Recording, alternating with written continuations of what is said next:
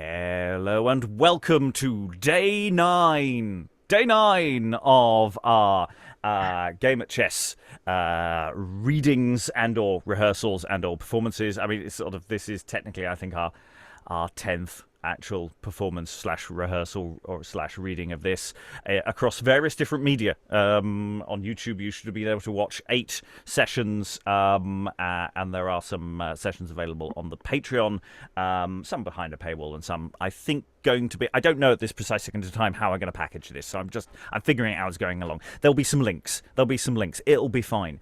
This is our most off target version of the text. We have danced from a very expanded, complete scale kind of text, which involves lots of different potential textual variants. We've gone down to a much smaller, slightly more based on an earlier version, though there were some compromises made there for various practical reasons. And over the last few sessions, we've been looking at cuts and trying to keep this to run it in time as a one-session thing here. And I've made a few slightly more radical changes, in the sense that I've changed the colour of the chess pieces. So we are now going Alice through the looking glass here, as we have white and red pieces, and see whether that bounces along slightly tidier, or whether that's a terrible mistake that we will never talk about again. We have a wonderful set of readers in the room. Wave to the wonderful people at home. And we're going to start from the top of the play, and we will begin and see where we go as we start with the induction. Take it away.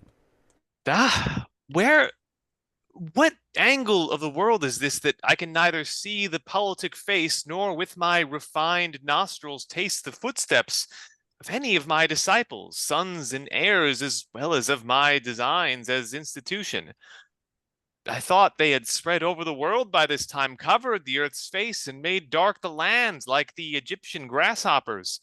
Here's too much light appears shot from the eyes of truth and goodness, never yet deflowered. Sure they were never here. Is their monarchy unperfect yet? Up, error, wake, father of supererogation, rise. It is Ignatius calls thee, Loyola. What have you done? Oh, I could sleep in ignorance immortally. The slumber is so pleasing. I saw the bravest setting for a game now that ever mine eye fixed on. What game, prithee?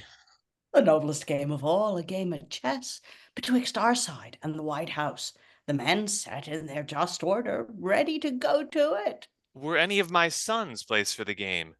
Yes, and a daughter too, a secular daughter that plays the Red Queen's pawn, he the Red Bishop's. If ever power could show a mastery in thee, let it appear in this. 'Tis but a dream, a vision, you must think. I care not what, so I behold the children of my cunning, and see what rank they keep. You have your wish. Behold, there's the full number of the game. Kings and their pawns, queens, bishops, knights, and dukes. Dukes? They're called rooks by some. Corruptedly, le roc is the word. Custode de la Roche, the keeper of the forts, in whom both kings repose much confidence, and for their trust's sake, courage, and worth, do well deserve those titles. The answer's high. I see my son and daughter. Those are 2 pawns, the Red Queen's and the Red Bishop's. Pawns argue but poor spirits and slight preferments, not worthy of the name of my disciples. If I had stood so nigh, I would have cut that bishop's throat, but I'd have had his place, and told the queen a love tale in her ear would make her best full stance. There's no elixir of brain or spirit amongst them. Why would you have them play against themselves? It's quite against the rules of the game, Ignatius. I would rule myself, not observe rule. Why, then you'd play a game all by yourself. I would do anything to rule alone. It's rare to have the world reined in by one. See them anon, and mark 'em in their play. Observe, as in a dance, they glide away. With what longings will this breast be tossed until I see this great game won and lost?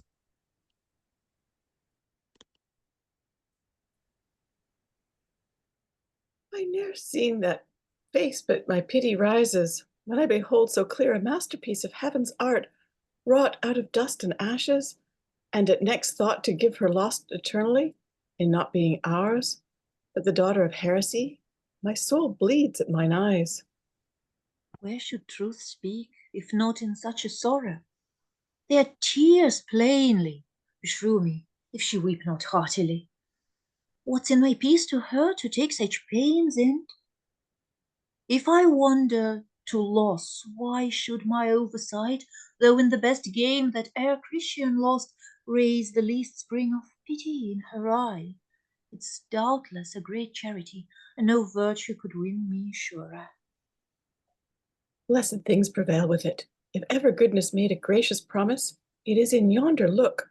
What little pains would build a fort for virtue to all memory in that sweet creature, were their groundwork firmer.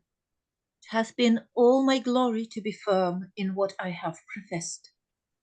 That is the enemy that steals your strength away and fights against you. Your firmness that way makes you more infirm for the right Christian conflict. There I spied a zealous primitive sparkle, but now flew from your devoted eye, able to blow up all the heresies that ever sat in council with your spirit.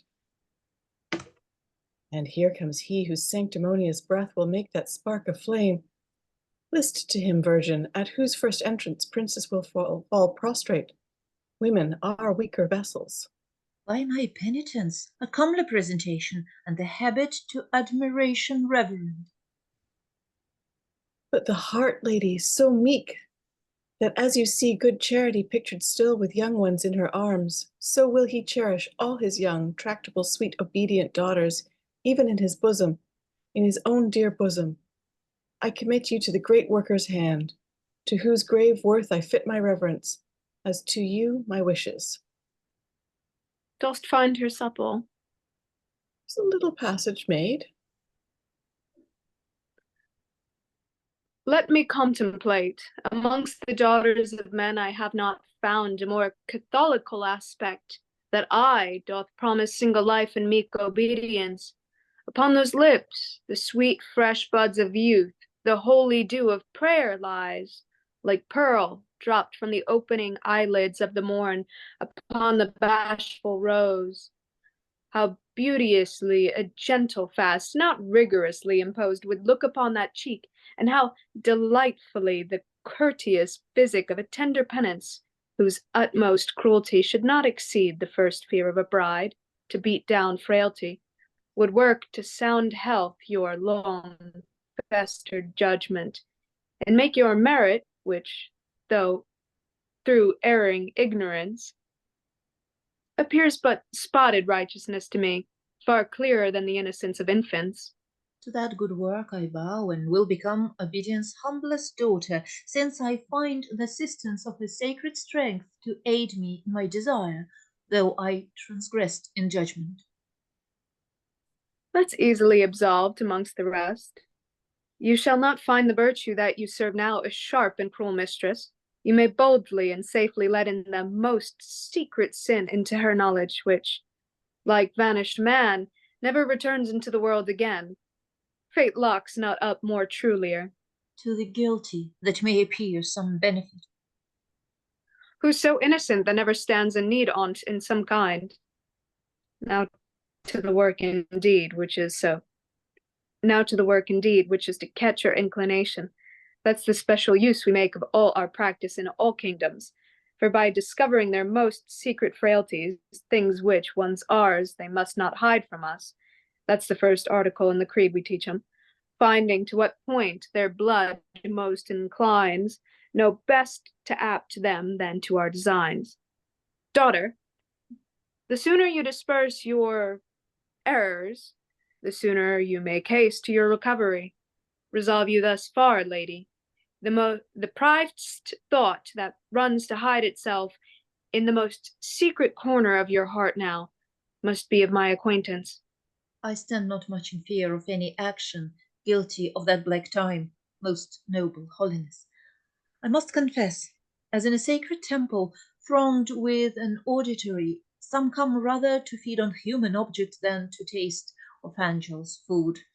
So in the congregation of quick thoughts, which are more infinite than such assemblies, I cannot with truth's safety speak for all. Some have been wondrous, some fond, some sinful, but those found ever but poor entertainment. They had small encouragement to come again. The single life which strongly I profess now, heaven pardon me, I was about to part from. Then you have passed through love. But left no stain in all my passage, sir, no print of wrong, for the most chaste maid that may trace my footsteps. How came you off so clear? I was discharged by an inhuman accident, which modesty forbids me to put any language to. How you forget yourself, all actions clad in their proper language, though most sordid, my ear is bound by duty to let in and lock up everlastingly. Shall I help you? He was not found to answer his creation. A Vestal Virgin in a slip of grace could not deliver man's loss modestlier. 'Twas the White Bishop's pawn. The same, blessed her. A Puritan well pickled. By base treachery and violence prepared by his competitor, the Red Knight's pawn, whom I shall ever hate for it. 'Twas of revenges the unmanliest way that ever rival took, a villainy that for your sake I'll ne'er absolve him of. I never yet gave absolution to any crime of that unmanning nature. It seems then you refused him for defect, therein you stand not pure from the desire that other women have in ends of marriage. Pardon my boldness if I sift your goodness to the last grain. I reverence your pains, sir, and must acknowledge custom to enjoy what other women challenge and possess more ruled me than desire. For my desires dwell all in ignorance, and I'll never wish to know that fond way may redeem an offence. I never was so taken, beset doubly. Now with her judgment, what a strength it puts forth. I bring work nearer to you. When you've seen a masterpiece of man composed by heaven, have you not found ambition swell your wish then, and desire stir your blood? By virtue, never. I've only in the dignity of the creature admired the Maker's glory. She's impregnable. A second siege must not fall off so tamely. She's one of those must be informed to know a daughter's duty which some take untaught. Her modesty brings her behindhand much. My old means I must fly to. Yes, 'tis it. Please you, peruse this small tract of obedience. 'Twill help you forward well. Sir, that's a virtue I've ever thought on with a special reverence. You will conceive by that my power, your duty. The knowledge will be precious of both, sir. What makes yon troubler of all Christian waters so near that blessed spring? But that I know her goodness is the rock from whence it issues, in unmovable as fate, 'twould more afflict me than all my sufferings for her are sacrifices to her worth and virtue. And though confined in my religious joys, I'd marry her and possess her. Behold, lady, the two inhuman enemies, the Red Knight's pawn and the White Bishop's, the gelder and the gelded. There's my grief, my hate. What? In the Jesuit's fingers? By this hand I'd give my part now for a parrot's feather. She never returns virtuous. 'Tis impossible. I'll be resolved now. Most noble virgin. Ignoble villain! Dare that unhallowed tongue hold upon a sound so gracious?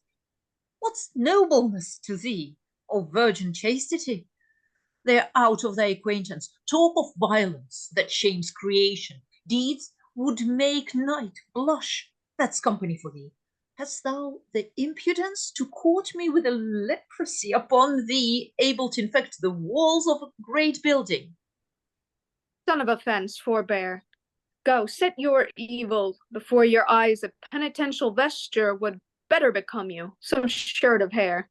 And you a £3 smock, stead of an old epicene chasuble. So felon robs safe and close. I feel a sting that's worse too. White Pawn has so much charity to accept of reconcilement. Make thine own conditions, for I begin to be extremely burdened. No truth or peace of that red house protested is to be trusted. But for hope of quittance and warned by diffidence, I may entrap him soonest. I admit conference. It's a nobleness that makes confusion cleaves to all my merits. That treatise will instruct you fully. So, the business of the universal monarchy goes forward well now. The great college pot that should be always boiling, with a few of all intelligences possible through the whistling kingdoms. This fellow, our prime incendiary, one of those that promised the White Kingdom 7 years since to our Red House? Put a new daughter to him. The great work stands. He minds nor monarchy nor hierarchy, diviner principality. I brag less. I have done more than all the conclave of them, and what I have done facetiously, with pleasant subtlety and bewitching courtship, abused all my believers with delight. They took a comfort to be cousins by me. To many a soul I have let in mortal poison, whose cheeks have cracked with laughter to receive it. He spies me now. I must uphold his reverence, especially in public, though I know Priapus, guardian of the cherry gardens, Bacchus and Venus's chit, is not more vicious. Blessings accumulation keep with you, sir. Honor's dissimulation be your due, sir. How deep in duty his observance plunges. His charge must needs be reverend. I am confessor to this red knight too. You see devotions fruitful, sat many sons and daughters. I do this the more to amaze our adversaries, to behold the reverence we give these guillotinets, and to beget a sound opinion of holiness in them and zeal in us, and also to invite the like obedience in other pucelles by our meek example. So, is your trifle vanished? Trifle, you call her? It's a good pawn, sir. Sure, she's the second pawn in the White House, and to the opening of the game I hold her. Aye, you hold well for that. I know your play of old. If there were more queen's pawns, you'd ply the game a great deal harder. Now, sir, we're in private. But what for the great work, the main existence, the hope monarchical? It goes on in this. This, I cannot see it. You may deny so a dial's motion, because you cannot see the hand move or a wind that rends the cedar. Where stops the great current of intelligence, your father general, bishop of the Red House, complains for want of work? Here's from all parts, sufficient to employ him. I received a packet from the assistant fathers lately. Look, there is Anglica, this Gallica. Aye, marry, sir, there's some quick flesh in this. Germanica. I think they've sealed this with butter. This Italica Hispanica here. Hispanica, blind work this. The Jesuit hath writ this with the juice of lemons, sure. It must be held close to the fire of purgatory ere can be read. Take heed, sir. We're entrapped. The White King's pawn. He's made our own man half in voto yours. His heart's in the Red House. Leave him to me. Most of all friends endeared, preciously special. You see my outside, but you know my heart, knight. Great difference in the color. There's some intelligence, and as more ripens, so your knowledge still shall prove the richer. We must part. I dare no longer of this theme discuss. The ear of state is quick and jealous. Excellent estimation. Thou art valued above the fleece of gold that came short home. Poor Jesuit-ridden soul, how art thou fooled of thy faith, from thy allegiance drawn, which wheresoe'er thou talk'st, thou the lost pawn. And here again, it is their daughter's duty to obey her confessor's command in all things, without exception or expostulation. 'Tis the most general rule that e'er I read of, yet When I think how boundless virtue is, goodness and grace, 'tis gently reconciled.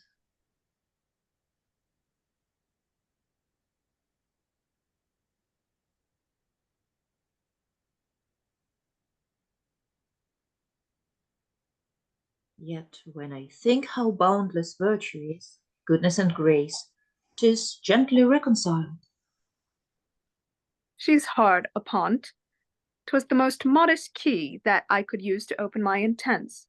What little or no pains goes to some people. Ha! What have we here? A sealed note. Whence this? To the Red Bishop's pawn, these. How? To me, strange. Who subscribes it? The Red King. What would he? Pawn sufficiently holy, but unmeasurably politic. We had late intelligence from our most industrious servant, our knight of the Red House, that you have at this instant in chase the White Queen's pawn, and very likely by the carriage of your game to entrap and take her. These are therefore to require you, by the burning affection I bear to the rape of devotion, that speedily, upon this surprisal of her, by all watchful advantage you make some attempt upon the White Queen's person, whose fall or prostitution our lust most violently rages for.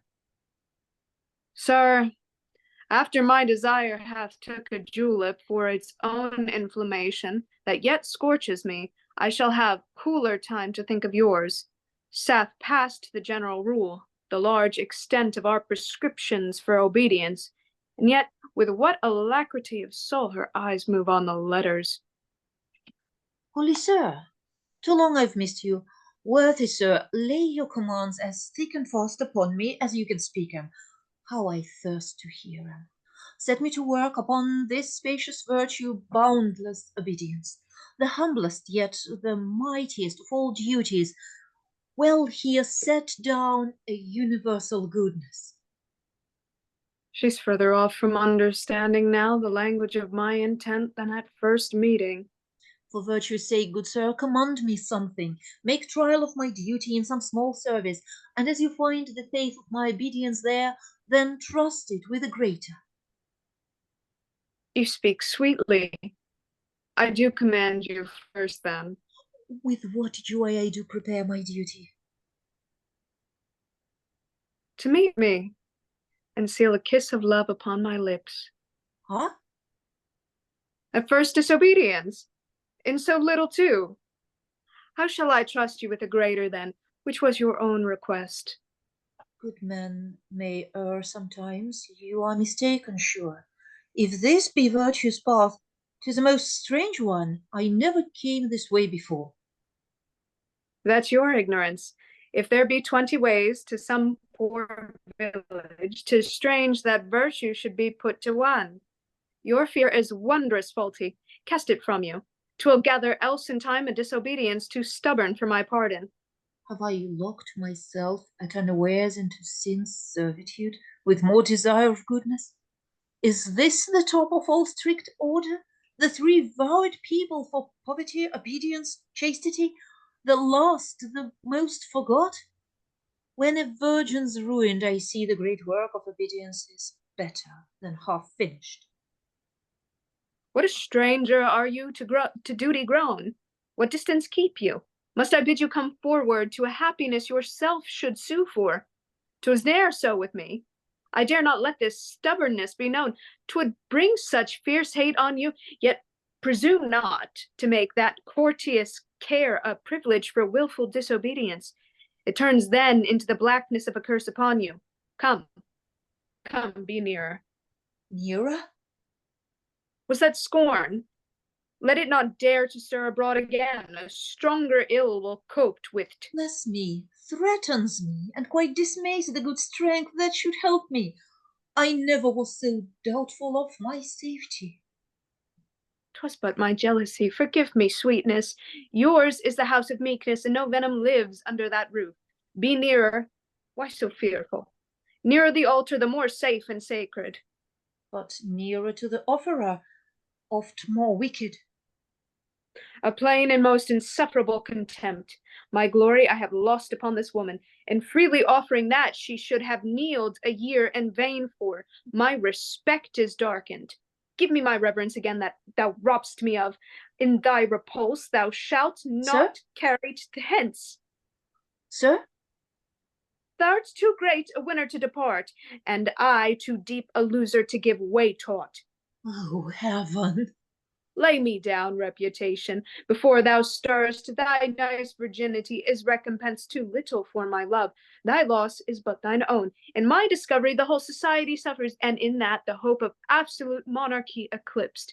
Assurance thou canst make none for thy secrecy, but by thy honour's loss that act must all be. Oh, my distressed condition! Dost thou weep? If thou hadst any pity, this necessity would wring it from thee. I must else destroy thee. We must not trust the policy of Europe upon a woman's tongue.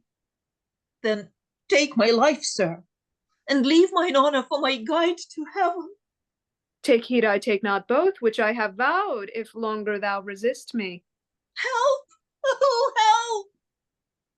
Art thou so cruel for an honour's bubble to undo a whole fraternity, and disperse the secrets of most princes locked in us? For heaven and virtue's sake! Must force confound.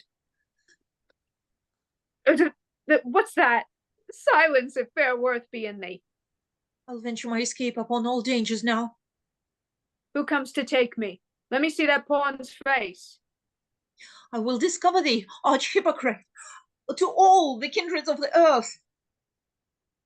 Confusion.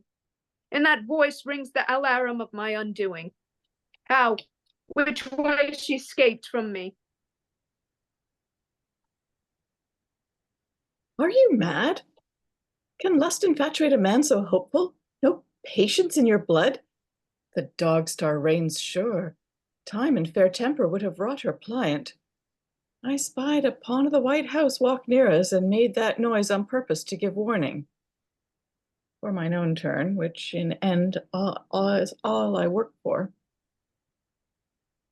Methinks I stand over a powder vault, and the match now a kindling. What's to be done? Ask the Red Bishop's counsel. You're his pawn. 'Tis his own case. He will defend you mainly. And happily here he comes, with the Red Knight too. Oh, you've made noble work for the White House yonder. This act will fill the adversary's mouth and blow their master's cheeks till they crack again. This will advance the great monarchical business in all parts well, and help the agents forward. What I in 7 years labored to accomplish, 1 minute sets back by some codpiece college still. I dwell not, sir, alone in this default. The Red House yields me partners. All more cautelous. Qui cote caste, that's my motto ever. I have traveled with that word over most kingdoms, and lain safe with all nations. On a leaking bottom, I have been as oft tossed on Venus' seas as trimmer and fresher barks, when sounder vessels have lain at anchor, that is, kept the door. She hath no witness, then? None. Close! Witness! When went a man of his society to mischief with a witness? I have done it then. Away upon the wings of speed, take post horse, cast 30 leagues of earth behind thee suddenly, leave letters, antedated with our house, 10 days at least from thence. Bishop, I taste thee. Good strong episcopal counsel. Take a bow on't, 'twill serve thee all thy journey. But, good sir, how for my getting forth unspied? There's check again. No, I'll help that. Ah, well said, my bouncing Jesuitess. There lies a secret vault. Away, make haste then. Run from my cabinet of intelligences, for fear they search the house. Good Bishop, burn 'em rather, I cannot stand to pick 'em now. Begone, the danger's all in you. Let me see, Queen's Pawn. How formerly hast packed up his intelligences, hath laid them all in truckle beds, methinks, and like court harbingers hath writ their names in chalk upon their chambers. Anglica, oh, this is the English house. What news there, Trow? Huh? By this hand, most of these are bawdy epistles. Time they were burnt indeed, were whole bundles of them. A fire, good Jesuitess, a fire. What have you there? A note, sir, of state policy, and an exceeding safe one. Pray, let's see it, sir. To sell away all the powder in a kingdom to prevent blowing up. That's safe. I'll label it. Here's a facetious observation now that suits my humor better. He writes here, some wives in England will commit adultery and then send to Rome for a bull for their husband. Have they these shifts? Oh, there's no female breathing sweeter and subtler. Here, wench, take those papers. Scorch them soundly, burn them to a French russet. Deux habits du prendre. Fear not. In all, I love roguery too well to let it fall. How now? What news with you? The sting of conscience afflicts me so for that inhuman violence on the White Bishop's fawn. It takes away my joy, my rest. This 'tis to make an eunuch. You made a sport on it then. Cease aggravation. I come to be absolved for it. Where's my confessor? Why dost thou point to the ground? As he went that way. What's that? Come, help me with this cabinet, and after I have signed these papers thoroughly, I'll tell thee a strange story. If it be sad, 'tis welcome. 'Tis not troubled with much mirth, sir. Porn! Porn!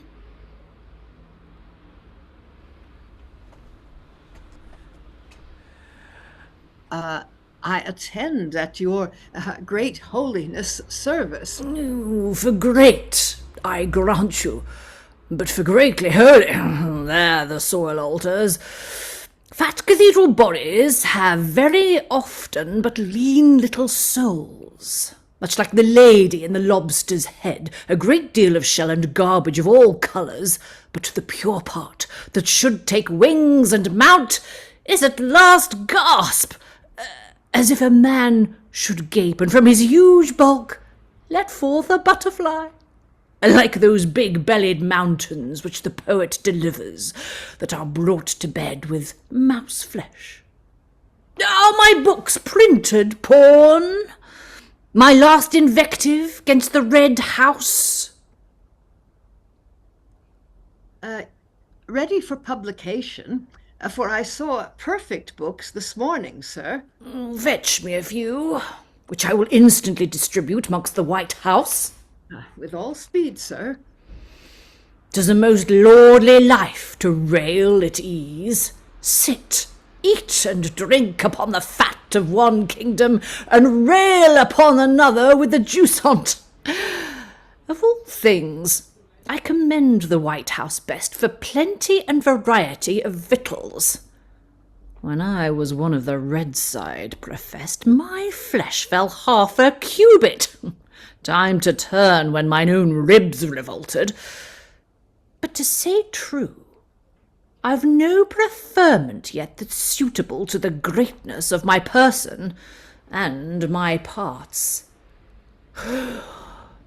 Yonder Red Knight, the fistula of Europe, whose disease once I undertook to cure with a high Holborn halter. When he last vouchsafed to peep into my privileged lodgings, he saw good store of plate there, and rich hangings. He knew I brought none to the White House with me. I have not lost the use of my profession since I turned White House bishop. Look, more books yet? Yon greasy turncoat gormandizing prelate does work our house more mischief by his scripts, his fat and fulsome volumes, and the whole body of the adverse party. Oh, it were a masterpiece of serpent subtlety to fetch him of this side again. Then damn him into the bag forever, or expose him against the adverse part, which now he feeds upon, and that would double damn him. I'll tell thee what a jest he put upon me once when my pain tortured me. He told me he had found a present cure for me, which I grew proud on, and observed him seriously. What think you 'twas? Being execution day, he showed the hangman to me out at a window, a common hangman. Oh, insufferable. Come, you shall write our second bishop absent. He shall be flattered with sede vacante. Make him believe he comes into his place, and that will fetch him with a vengeance to us. For I know powder is not more ambitious when the match meets it than his mind for mountain, as covetous and lecherous. No more now, sir. Both the sides fill.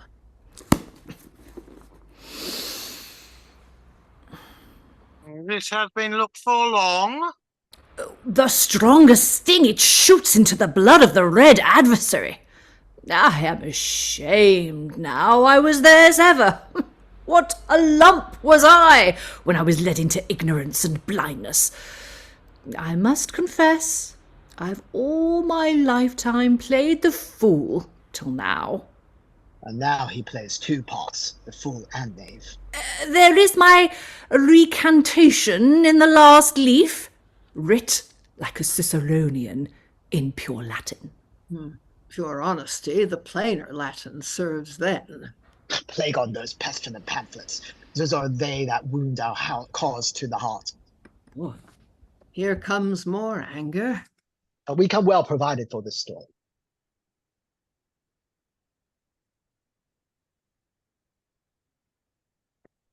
Is this my pawn? She that should guard our person, or some pale figure of dejection, her shape usurping? Sorrow and affrightment hath prevailed strangely with her. King of integrity, queen of the same, and all the house, professors of noble candour, uncorrupted justice, and truth of heart, through my alone discovery, my life and honour wondrously preserved, I bring into your knowledge with my sufferings, fearful affrightments and heart-killing terrors, the great incendiary of Christendom, the absolute abuser of true sanctity. Fair peace and holy order can be found in any part of the universal globe, who, making meek devotion keep the door, his lips being full of holy zeal, at first would have committed a foul rape upon me. Rape? That's foul indeed. The very sound is to our ear fouler than the offence itself to some kings of the earth. Sir, to proceed, gladly I offered life to preserve honour, which would not be accepted without both, the chief of his ill aim being at mine honour, till heaven was pleased by some unlooked-for accident to give me courage to redeem myself. When we find desperate sins in ill men's companies, we place a charitable sorrow there. But custom and their leprous inclination quits us of wonder, for our expectation is answered in their lives. But to find sin, yea, and a masterpiece of darkness, sheltered under a robe of sanctity, is able to draw all wonder to that monster only, and leave created monsters unadmired. Grieves me that my knowledge must be tainted with his infected name. Or rather with thy finger point him out. The place which he should fill is void, my lord. His guilt hath scared him. The red bishop spawned. Mine? My pawn? The glory of his order, the prime and precedent zealot of the earth. Impudent pawn, for thy sake, at this minute modesty suffers, all that's virtuous blushes, and truth's self, like the sun vexed with a mist, looks red with anger. Waste not one syllable, unfortunate pawn, of what I speak. Thou dost not plead distraction, a plea which will but faintly take thee off neither from this Leviathan scandal that lies rolling upon the crystal waters of devotion. Make thyself ready for perdition. There's no remove in all the game to scape it. This pawn, or this, the bishop, or myself, will take thee in the end. Play how thou canst. Spite of sin's glorious ostentation, and all loud threats, those thunder cracks of pride, ushering the storm of malice, House of impudence, craft, and equivocation, my true cause shall keep the path it treads on. I play thus then. Now in the hearing of this high assembly, bring forth the time of this attempt's conception. Conception? Oh, how tenderly you handle it. It seems, Red Knight, you are afraid to touch it. Well, it's eruption. Will she have it so then? Or you, White Bishop, for her? The uncleaner, vile, and more impious that you urge the strain to, the greater will her shame's heap show at the end, and the wronged meek man's glory. The time, pawn? Yesterday's cursed evening. Ah, the treasure of my revenge. I cannot spend all on thee, ruin to spare for all thy kindred too. For honour's sake, call in more slanderers. I have such plentiful confusion, I know not how to waste it. Probably noble yet, and put her to her own house. King of meekness, take the cause to thee, for our hands too heavy. Our proofs will fall upon her like a tower, and grind her bones to powder. What new engine has the devil raised in him now? Is it he? And that the time? Stand firm now to your scandal. Pray, do not shift your slander. Shift your treacheries. They've worn once you too long. That holy man, so wrongfully accused by this lost pawn, hath not been seen these 10 days in these parts. How?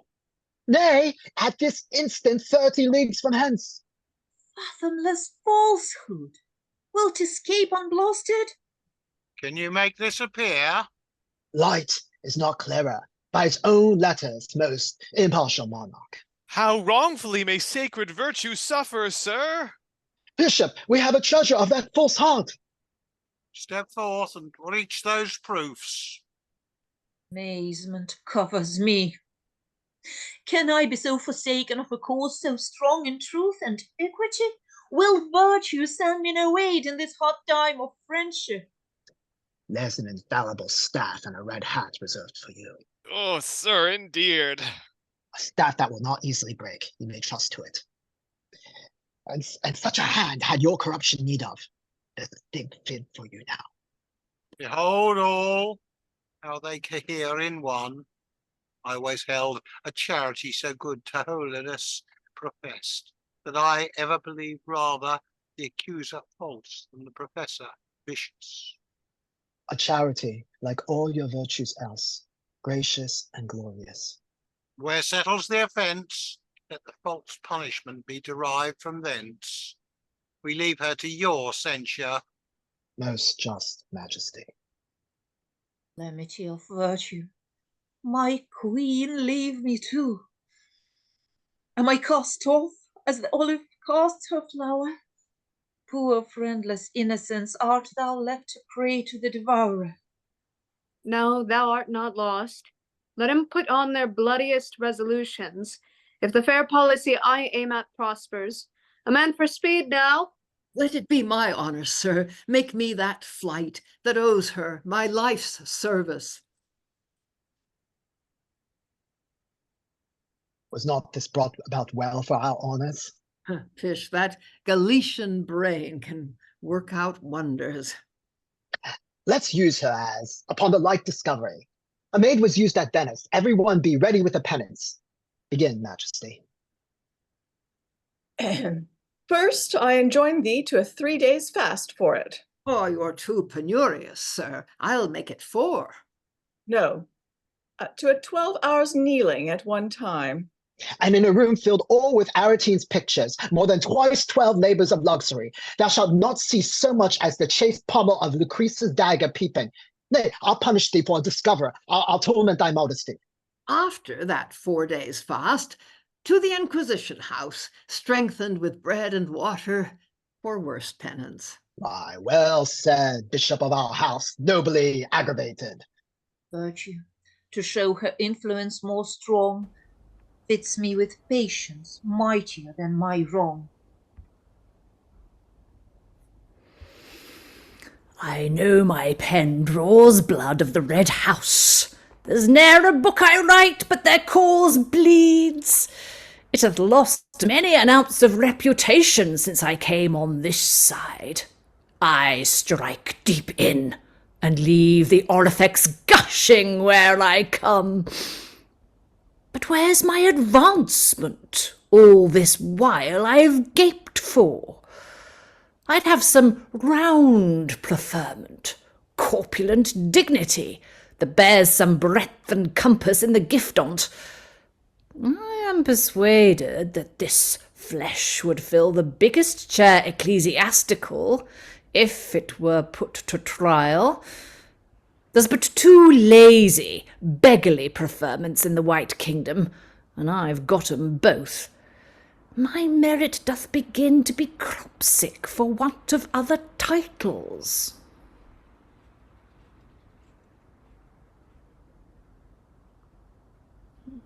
Oh, here walks his fulsome holiness. Now for the master trick, undo him everlastingly. That's put home.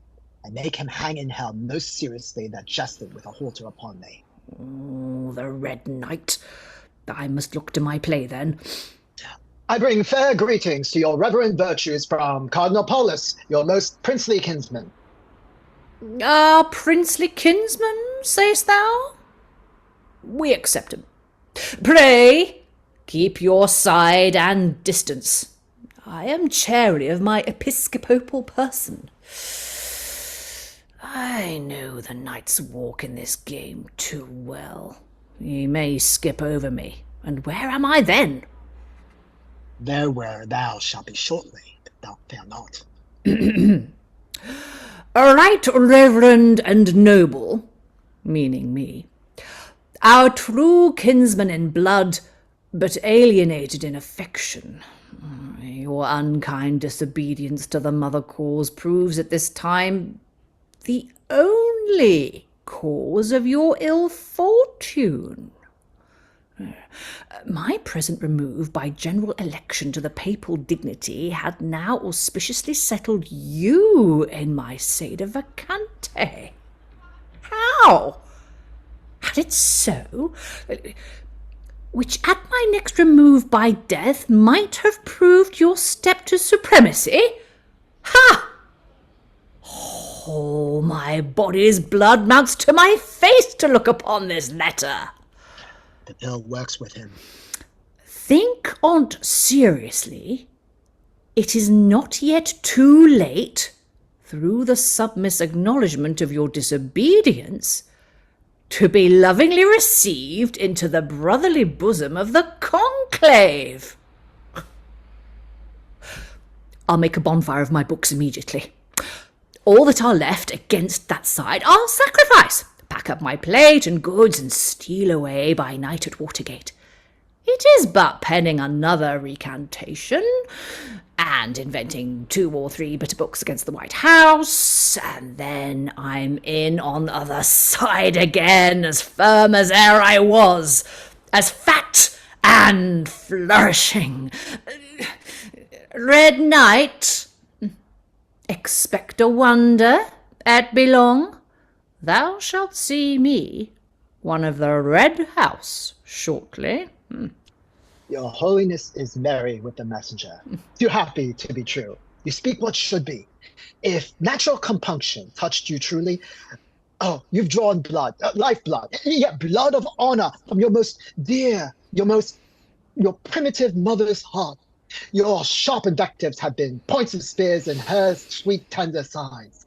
The unkind wounds which a son gives, a son of reverence specially, they rankle 10 times more than the adversaries. I tell you, though, your reverent revolt did give the fearfullest blow to adoration our cause e'er felt. It shook the very statues, the urns and ashes of the sainted sleepers. Forbear, or I shall melt at the place I stand, and let forth a fat bishop in sad syrup.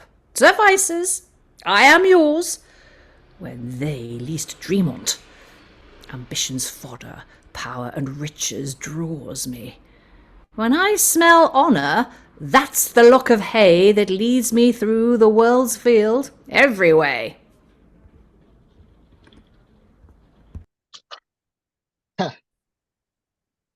Here's a sweet paunch to propagate belief on, like the foundation of a chapel laid upon a quagmire.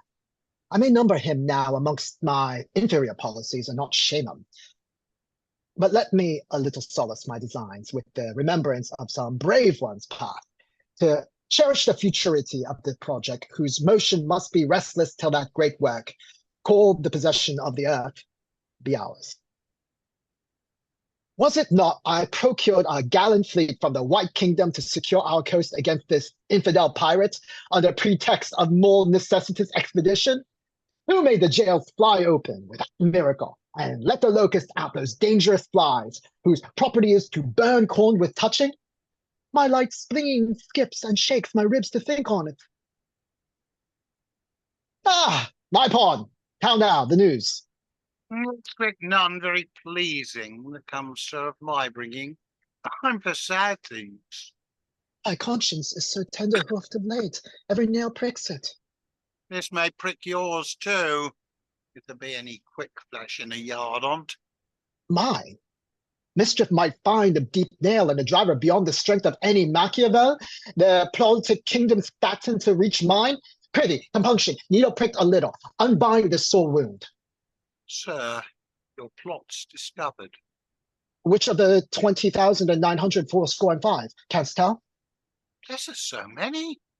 How do poor countrymen have but one plot to keep a cow on, yet in north about?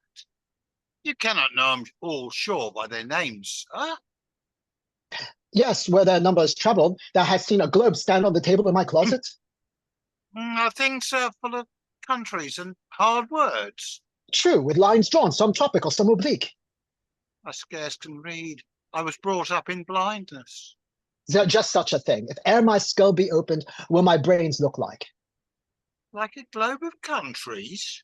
Aye, and some master politician that has sharp state eyes will go near to pick out the plots, and every climate where they fasten 'twiz puzzle him to. I'm of your mind for that, sir. They'll find him to fall thick upon some countries. They'll need used spectacles. My turn to you now. What plot is that discovered? Your last brat, sir, begot twixt the Red Bishop and yourself? Your antedated letters about the Jesuit? Discovered? How? The White Knight's policy hath outstripped yours. Joined with the assistant counsel of his duke, the White Bishop's pawn undertook the journey. 'Tis but a body pawn out of the way. Enough of them in all parts.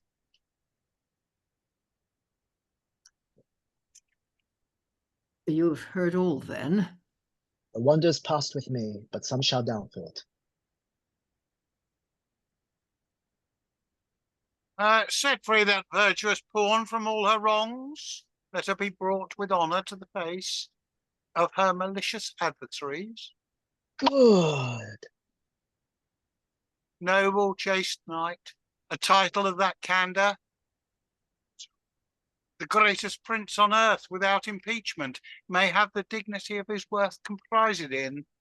This fair delivering act virtue will register in that white book of the defence of virgins, where the clear fames of all preserving knights are to eternal memory consecrated. I'll take no knowledge on't. What makes she here? How dares yon pawn unpenanced with her cheek fresh as her falsehood yet appear in this assembly? Let me alone. Then must be bold, that all the grace 'tis born to. What's this?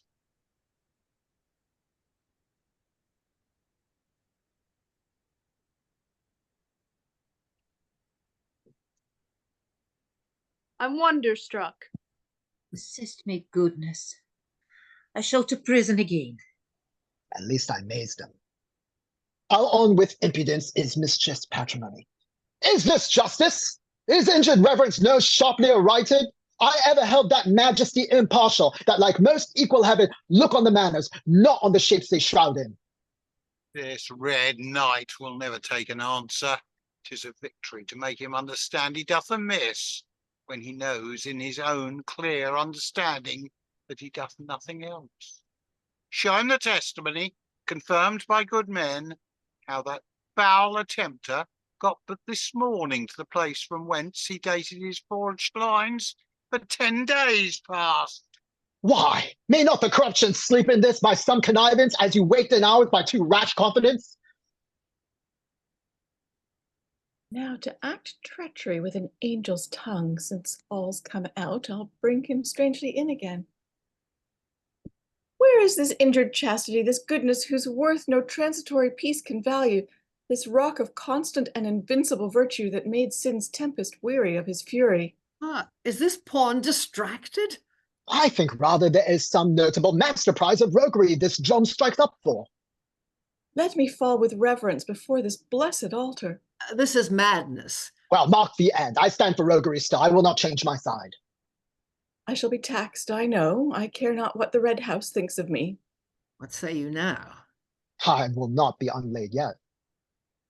However censure flies, I honor sanctity. That is my object. I intend no other. I saw this glorious and most valiant virtue fight the most noblest combat with the devil. Then thou heardst the violence intended? 'Tis a truth I joy to justify. I was an agent on virtue's part, and raised that confused noise that startled his attempt, and gave her liberty. Oh, 'tis a righteous story she hath told, sir. My life and fame stand mutually engaged, both to the truth and goodness of this pawn. Doth it appear to you yet as clear as the sun? Yes, I believed it long before 'twas done. Degenerate, base, perfidious, traitorous pawn. What, are you all beside yourselves? Aye, remember that pawn. May a fearful barrenness blast both my hopes and pleasures if I brought not her ruin in my pity, a new trap for her more sure confusion. Hey, what now? Did I not say 'twas craft and machination? I smelled conspiracy all the way it went. Although the mess was covered, I'm so used to it.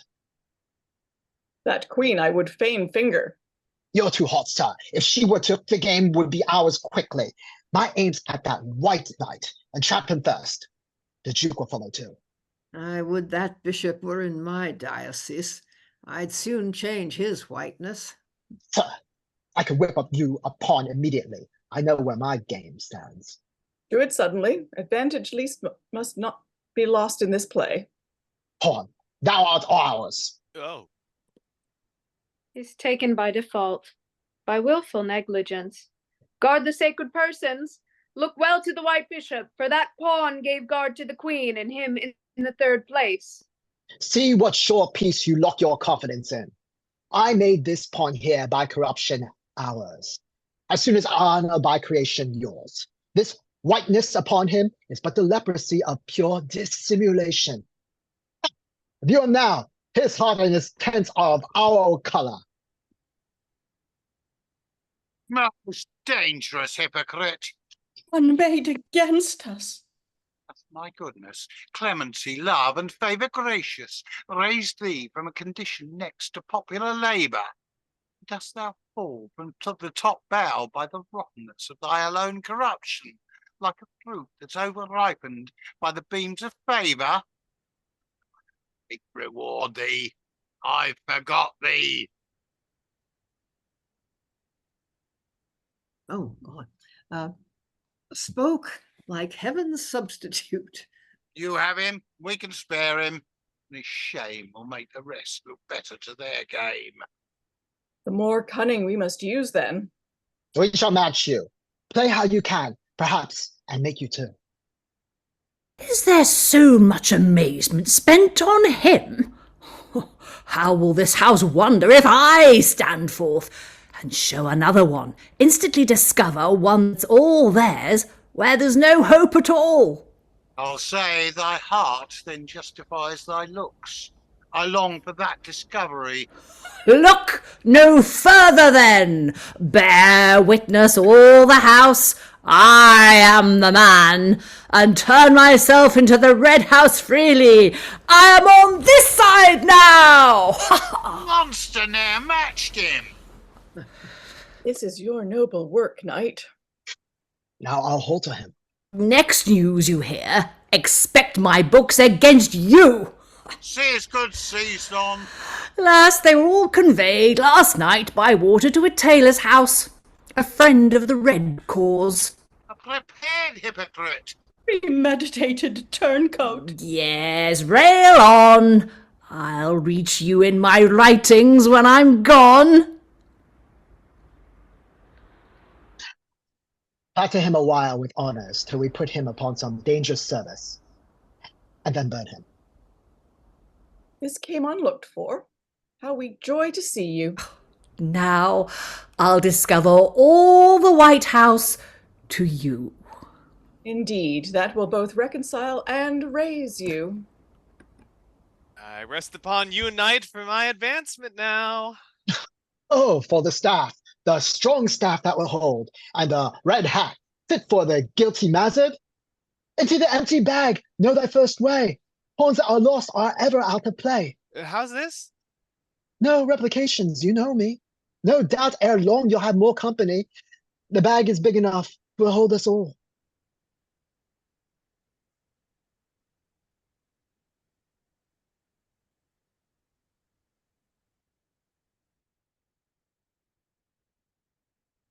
I sue to thee, prithee, be one of us. Let my love win thee. Thou'st done truth this day, and yesterday my honour noble service. The best pawn of our house could not transcend it. My pity flamed with zeal, especially when I foresaw your marriage. Then it mounted. How? Marriage? That contaminating act would have spoiled all your fortunes. A rape, God bless us. Thou talk'st of marriage? Yes, you do marry. I saw the man. The man? An absolute handsome gentleman, a complete one. You'll say so when you see him. Heir to 3 red hats, besides his general hopes in the Red House. Why, sure thou'rt much mistaken in this man. I've promised single life to all my affections. Promise what you will, or I, or all's ons. There's a fate rules and overrules us all, methinks. Why, how came you to see or know this mystery? A magical glass I bought of an Egyptian presented the man to me. Your name brings him as often as I use it, and methinks I never have enough. Person and postures are all so pleasing. This is wondrous strange. The faculties of soul are still the same. I can feel no one motion turned that way. We do not always feel the faith we live by, nor ever see our growth, yet both work upward. Was well applied, but may I see him too? Surely you may, without all doubt or fear, observing the right use as I was taught it, not looking back or questioning the spectre. Trust it with me. I long to see this man. Pray, follow me then, and I'll ease you instantly. This is the room he did appear to me in, and look you, this is the magical glass that showed him. I find no motion yet. What should I think on't? Sudden fear invades me, a faint trembling. That bodes good luck still, sign that you shall change state speedily, for that trembling is always the first symptom of a bride. For any vainer fears that may accompany his apparition, by my truth to friendship, I quit you of the least. The very air conspires to do him honor and create sweet vocal sounds, as if a bridegroom entered, which argues the blessed harmony of your loves. And will the using of my name produce him? Nay, of yours only, else the wonder halted. To clear you of that doubt, I'll put the difference in practice. The first thing I'll do, and make his invocation in the name of others. 'Twill satisfy me much, that. It shall be done. Thou, whose gentle form and face filled lately this Egyptic glass, by the imperious powerful name and the universal fame of the mighty Red House Queen, I conjure thee to be seen. What? See you nothing yet? Not any part? Pray try another. You shall have your will. I double my command and power, and at the instant of this hour invoke thee in the White Queen's name, with stay for time and shape the same. What see you yet? There's nothing shows at all. My truth reflects the clearer then. Now fix you well your fair eye with your own forever. Thou, well composed, by fate's hand drawn, to enjoy the White Queen's pawn, of whom thou shalt by virtue meet many graceful issues get. By the beauty of her fame, by the whiteness of her name, by her fair and fruitful love, by her truth that mates the dove, by the meekness of her mind, by the softness of her kind, by the luster of her grace. By all these thou art summoned to this place. Hark, how the air enchanted with your praises, and his approach, those words to sweet notes raises. Oh, let him stay a while, a little longer. That's a good hearing. If he be mine, why should he part so soon? Why, this is but the shadow of yours. How do you? Oh, I did ill to give consent to see it. Our wills are like a cause that is law-tossed. What one court orders is by another crossed. I find it no fit place for this passion here. 'Tis merely an intruder. He's a gentleman most wishfully composed. Honor grows on him, and wealth piled up for him. Has youth enough too, and yet in the sobriety of his countenance, grave as a tetrarch, which is gracious in the eye of modest pleasure. Where's the emptiness? What more can you request? I do not know what answer yet to make. It doth require a meeting twixt my fear and my desire. She's caught, and, which is strange, by her most wronger. He, I confess, sir, he might have passed me 7 years together, had I not by chance advanced mine eye upon that blessed background. 'Tis a strange habit for a holy father, president of poverty especially. Holy and reverend? How? Hast found me out? Oh, sir, put on the sparklingest trim of glory. Perfection will shine foremost. Well, your business. I have my game to follow. I have a worm follows me so that I can follow no game. The most faint-hearted pawn, if he could see his play, might snap me up with pleasure. I desire, sir, to be absolved. My conscience being at ease, I could then with more courage ply my game. 'Twas a base fact. 'Twas to a schismatic pawn, sir. What's that to the nobility of revenge? Suffices, I have neither will nor power to give you absolution of that for that violence. Make your petition to the penance chamber. If the tax register relieve you in't, by the red bishop's clemency, you have wrought out a singular piece of favor with your money. That's all your refuge now. Sting shoots deeper. Yonder's my game, which like a politic chess master, I must not seem to see. Oh, my heart, 'tis he. That 'tis.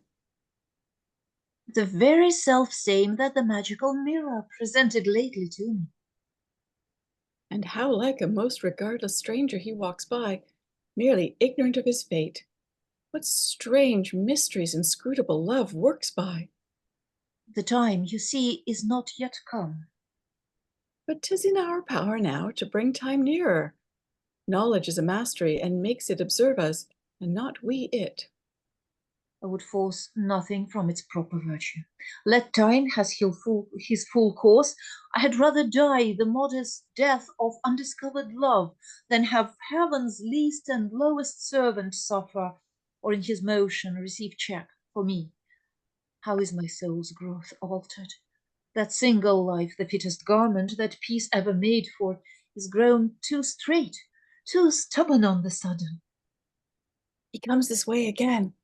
Oh, there's a traitor leapt from my heart into my cheek already, that will betray all to his powerful eye.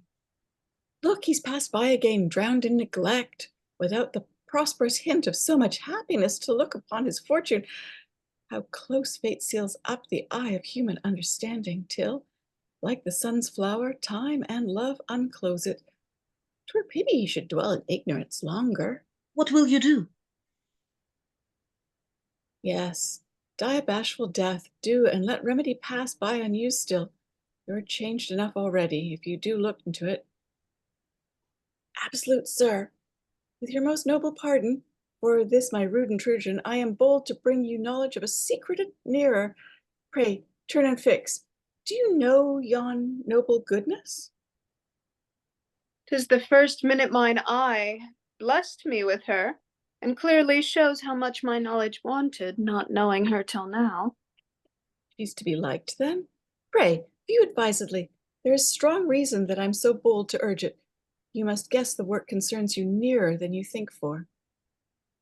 Her glory and the wonder of this secret puts a reciprocal amazement on me. And 'tis not without worth. You two must be better acquainted. Is there cause, affinity, or any courteous help creation joys in to bring that forward? Yes, yes, I can show you the nearest way to that perfection of a most virtuous one that joy e'er found. Pray, mark her once again, then follow me, and I will show you her must be your wife, sir. There prove no check in that magical glass now, but my proportion come as fair and full into his eyes as his into mine lately. Then I am confirmed he is mine own forever.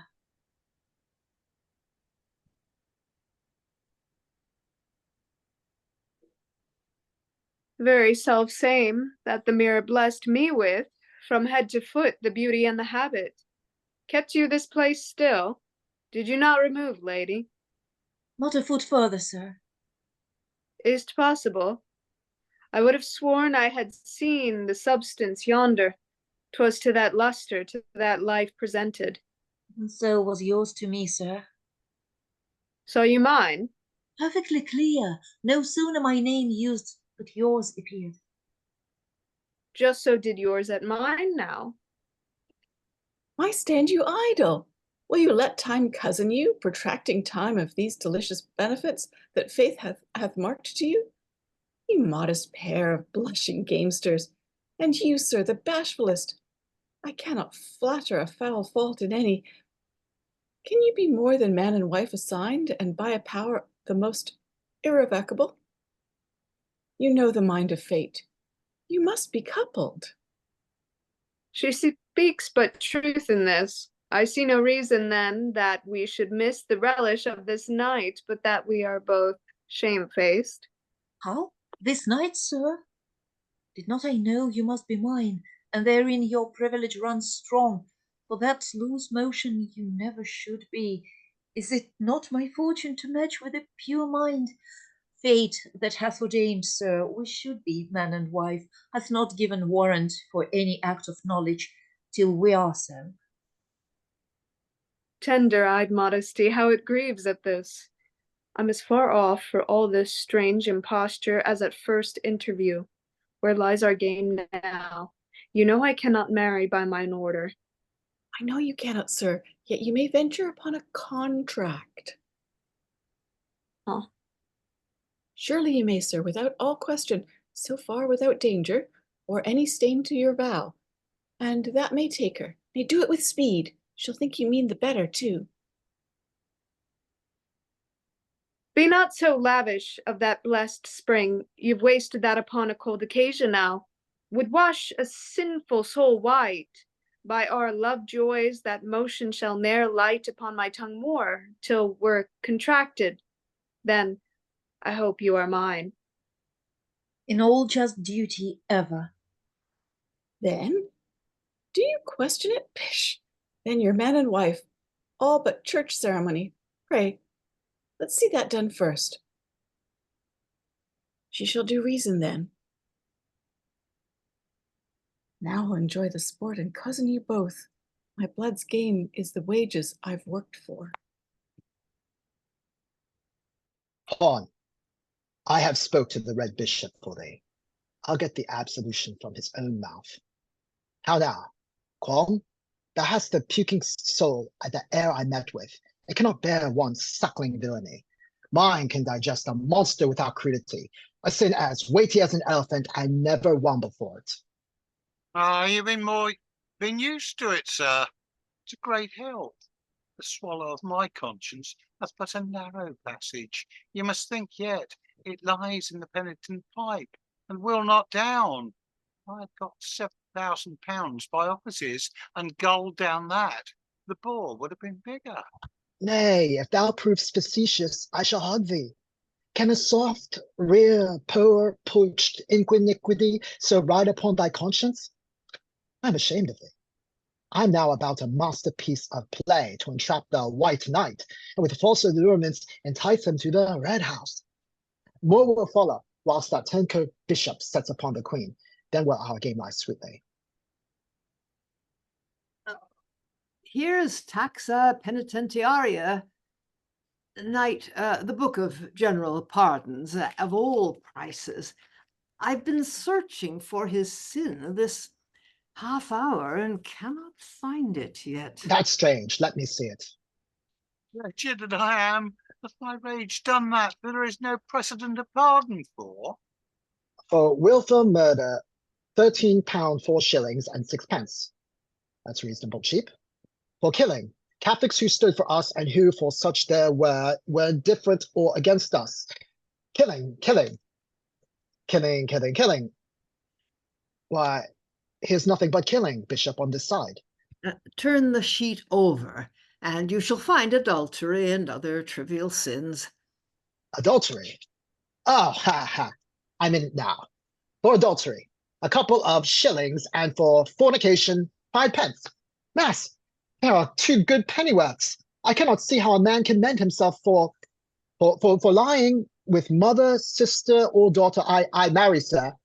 £33, 3 shillings and 3 pence. The sin's gradation right, paid in all threes too. You've read the story of that monster, sir, that got his daughter, sister, and his wife of his own mother? Simony, £9. They may thank me for that. It was 19 before I came. I've mitigated many of the sums. Sodomy, 6 pence. You should put that sum ever on the backside of your book, Bishop. There's few on's very forward, sir. Oh, what's here, sir? 2 old precedents of encouragement? Those are ancient notes.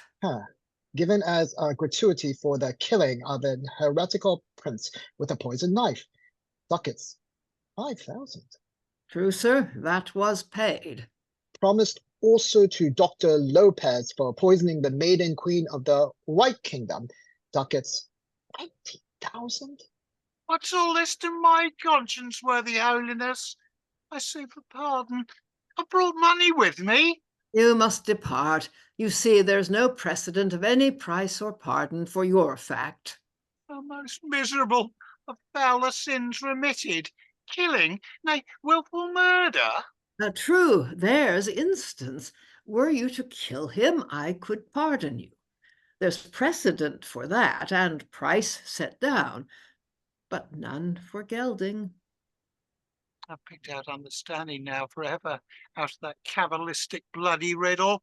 I'll make away all my estate and kill him, and by that act obtain full absolution. Why, Bishop, Knight, where's your removes, your traps? Stand you now idle in the heat of game? My life for yours, Red Sovereign. The game's ours. I have wrought underhand for the White Knight and his brave Duke, and find them coming both.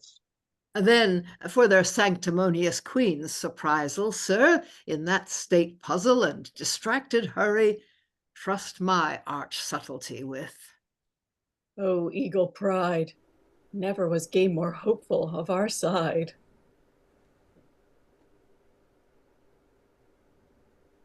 Bishop Bullbeef be not snapped next bout. As the man stand, I'll never trust Admiral.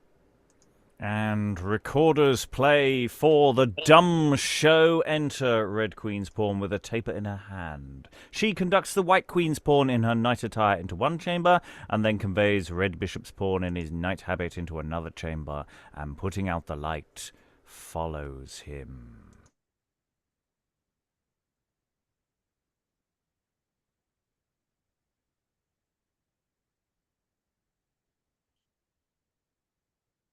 True noble Duke, fair virtue's most endeared one, let us present their rank insinuation with truth of cause and courage, meet their plots with confident goodness that shall strike 'em groveling.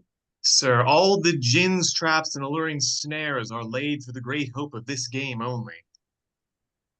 Why, the more noble will truth's triumph be, when they have wound about our constant courages the glitteringest serpent that e'er falsehood fashioned, and glorying most in his resplendent poisons, just heaven can find a bolt to bruise his head.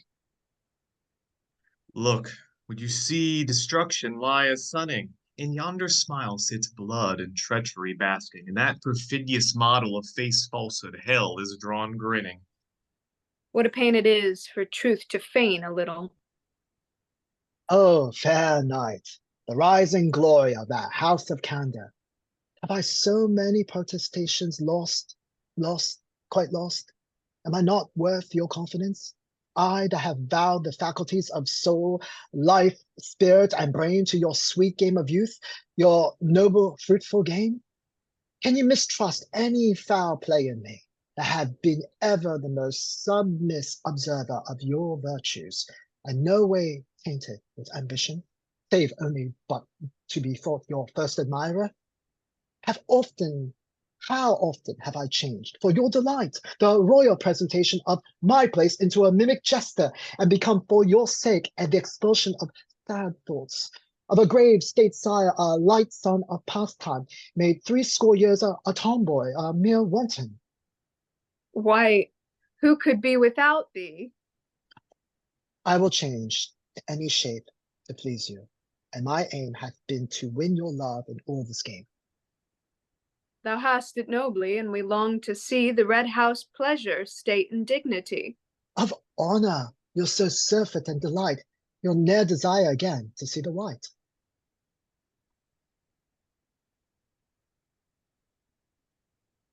My love, my hope, my dearest. Oh, he's gone, ensnared, entrapped, surprised among the red ones. I never felt extremity like this. Thick darkness dwells upon this hour. Integrity, like one of heaven's bright luminaries, now by error's dullest element interposed, suffers a black eclipse. I never was more sick of love than how I am of horror. I shall be taken. The game's lost. I'm set upon. The Bishop of the Red House, having watched the advantage of his play, comes now to seize on me. Oh, I am hard beset, distressed most miserably. 'Tis vain to stir. Remove which way you can. I take you now. This is the time we've hoped for. Queen, you must down. Oh, rescue, no deliverance. The Red King's blood burns for thy prostitution, and nothing but the spring of thy chaste virtue can cool his inflammation. Instantly he dies upon a pleurisy of luxury, if he deflower thee not. The misery. And is your holiness his divine procurer? Oh, the devil's in it! I am taken by a ring-dove. Oh, where stood this bishop that I saw him not? Oh, you were so ambitious you looked o'er me. You aimed at no less person than the queen, the glory of the game. If she were won, the way were open to the master chip, which, look you, he and his lives to give you. Honor and virtue guide him into his station. Oh, my safe sanctuary. Let heaven's blessings be mine no longer, than I am thy sure one. The dove's house is not safer in the rock than thou in my firm bosom. I am blessed in it. Is it that lump of rank ingratitude, swelled with the poison of hypocrisy? Who be so malicious, hath partaken of the sweet fertile blessings of our kingdom? White pawn, thou hast done our white house gracious service, and worthy the fair reverence of thy place. For thee, red holiness, when death puts thee up, the silent grave might prove thy bag forever. No deep pit of that.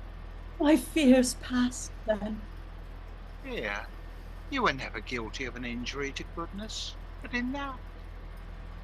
Stay not with me, sir. It was too much if I usurped a thought. Place a strong guard there. Confidence is set, sir. Take that prize hence. Go, reverend of men. Covetousness into the bag again. Oh, the bag had need be sound, or 't goes to rack. Sin and my weight will make a strong one crack. Hold, hold. Is the red bishop's pawn the Jesuit planted above for his concise oration? Ecce triumphantis mei fixum Caesaris arce. Out there, my holy boy. Sirrah, Bishop Tumbrel is snapped in the bag by this time. Heretica pereant sic. Ah, Latin. Short oration hath infected him.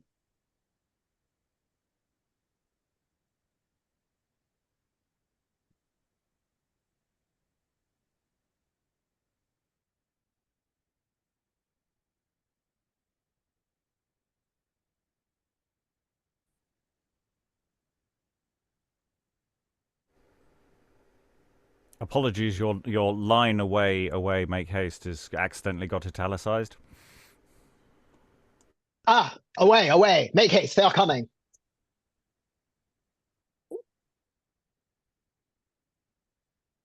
Oh. Oh no, it's red bishop's pawn.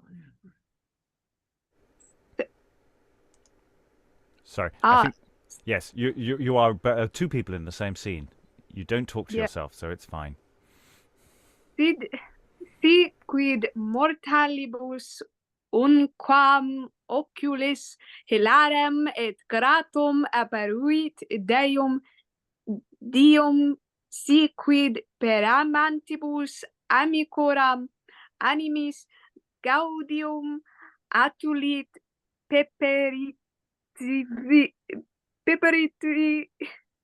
Laetitiam equis candidissime prelucentissime felicem profectotum ad domo candoris ad domum nigritudinis accessum promississe peperis atulisse fatemur omnes adventus tui conflagrantissimi omni qua possumus letitia gaudio congratulatione acclamatione animis observantissimis affectibus devotissimis obsequis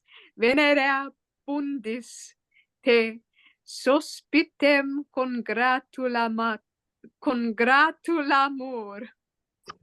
Sir, in this short congratulatory speech, you may conceive how the whole house affects you. The colleges and sanctimonious seed plots. 'Tis clear and so acknowledged, royal sir. What honors, pleasures, rarities, delights your noble thought can think, your fair eye fix on, that's comprehended in the spacious circuit of our red kingdom. They're your servants all. How amply you endear us. They are favors that equally enrich the royal giver as the receiver in the free donation. Hark! To enlarge your welcome from all parts is heard sweet-sounding airs. Abstruse things open of voluntary freeness, and yon altar, the seat of adoration, seems to adore the virtues you bring with you. There's a taste of the old vessel still. The erroneous relish. Wonder works some strange delight, this place was never yet without, to welcome the fair White House night, and to bring our hopes about. May from the altar flames aspire, those tapers set themselves on fire. May senseless things our joys approve, those brazen statues move, quickened by some power above, or what more strange, to show our love.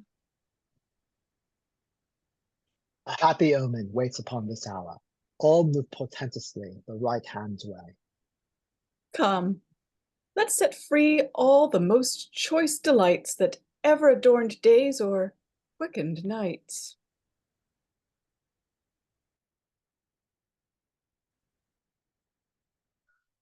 I see it was but a trial of my duty now. has a more modest mind, and in that virtue most worthily hath fate provided for me. Ah, 'tis the bad man in the reverend habit. Dares he be seen again, traitor to holiness? O marble-fronted impudence! And knows how ill hath used me. I'm ashamed. He blushes not. Are you yet stored with any woman's pity? Are you the mistress of so much devotion, kindness, and charity as to bestow an alms of love on your poor sufferer yet, for your sake only? Sir, for the reverend respect you ought to give to sanctity, though none to me, in being her servant vowed and wear her livery, if I might counsel, you should never speak the language of unchasteness in that habit. The world's a stage in which all parts are played. You'd think it most absurd to see a devil presented there, not in a devil's shape, or, wanting one, to send him out in yours. You'd rail at that for an absurdity no college e'er committed. For decorum's sake, then, for pity's cause, for sacred virtue's honour, if you'll resist still in your devil's part, present him as you should do, and let one that carries up the goodness of the play come in that habit, and I'll speak with him. Then will the parts be fitted, and the spectators know which is which. Those you have seduced, if there be any in the assembly, when they say what manner you play your game with me, they cannot love you. Is there so little hope of you to smile, sir? Yes, at your fears, at the ignorance of your power, the little use you make of time, youth, fortune, knowing you have a husband for lust's shelter. You dare not yet make bold with a friend's comfort. This is the plague of weakness. So hot burning, the syllables of sin fly from his lips, as if the letter king you cast from hell. Well, setting by the dish you loathe so much, which hath been heartily tasted by your betters, I come to marry you to the gentleman that last enjoyed you. I hope that pleases you. There's no immodest relish in that office. Strange of all men, he should first light on him to tie that holy knot that sought to undo me. Were you requested to perform that business, sir? I name you a sure token.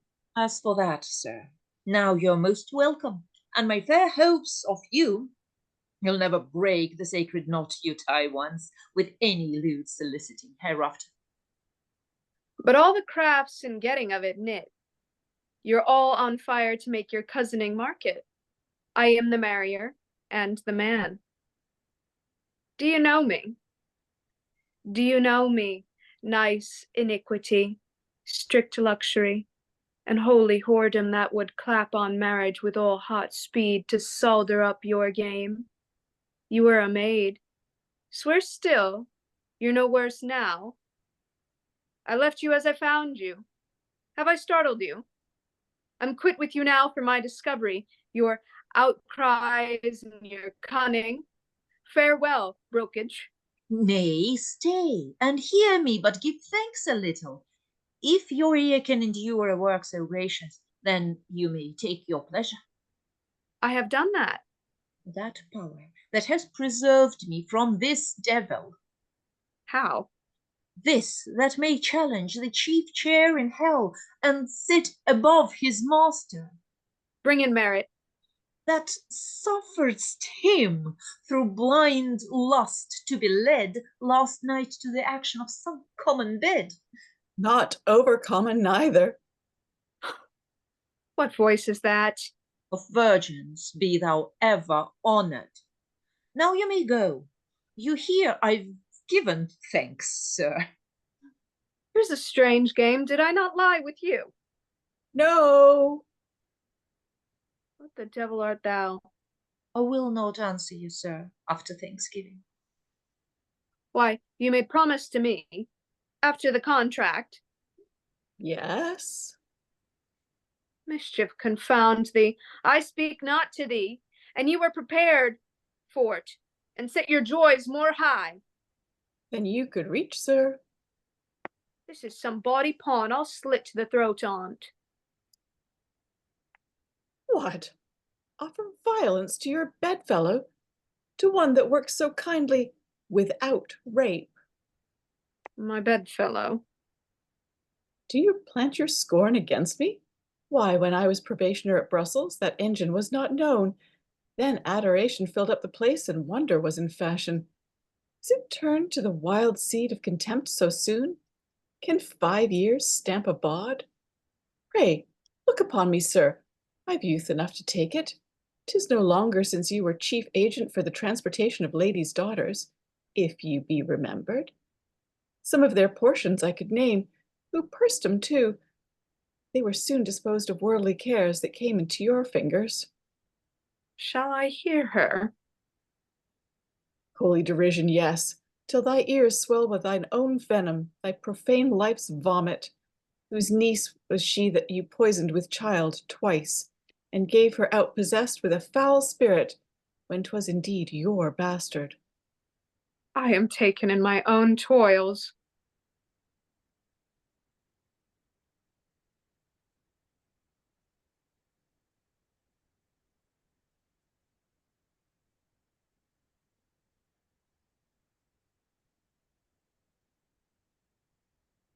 Yes, and 'tis just you should be.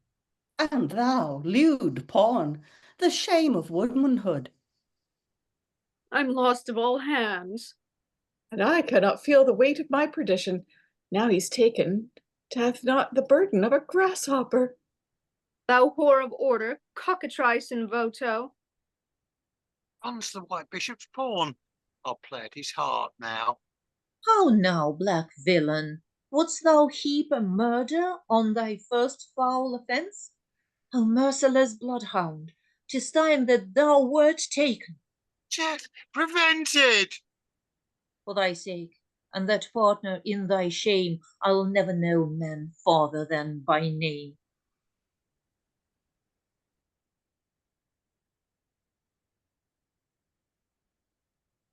You have enriched my knowledge, royal sir, and my content together. Instead of riot, we see you only welcome. Surfeit is a thing that's seldom heard of in these parts. I hear of the more virtue when I miss on't. We do not use to bury in our bellies 200,000 ducats, and then boast on it, or exercise the old Roman painful idleness with care of fetching fishes far from home. We cram no birds, no Epicurean like, enclose some creeks of the sea, as Sergius Orata did. Nor do we imitate that arch gormandizer with 22 courses at one dinner, and betwixt every course, he and his guests washed and used women, then sat down and strengthened, lost swimming in their dishes, which no sooner was tasted but was ready to be vented. Most impious epicures. We commend rather our two extremes, the parsimony of Pertinax, who had half lettuces set up to serve again, or his successor Julian, that would make 3 meals of a lean hare, and often sup with a green fig, and wipe his beard as we can. Well, you're as sound a spokesperson, sir, for parsimony, clean abstinence, and scarce 1 meal a day, as ever spake with tongue. Censure him mildly, sir. 'Twas but a fine discourse. I shall be half afraid to feed hereafter. Or I, beshrew my heart, for I fear fatness, the fog of fatness, as I fear a dragon. The comeliness I wish for, that's as glorious. Your course is wondrous strict. I should transgress, sure, were I to change my side, as you've much wrought me. How you misprize! This is not meant to youward. You that are wound up to the height of feeding by clime and custom are dispensed with all. You may eat kid, cabrito, calf and tines. Eat and eat every day, twice if you please. Well, for the food I'm happily resolved, but for the diet of my disposition there comes a trouble. You will hardly find food to please that.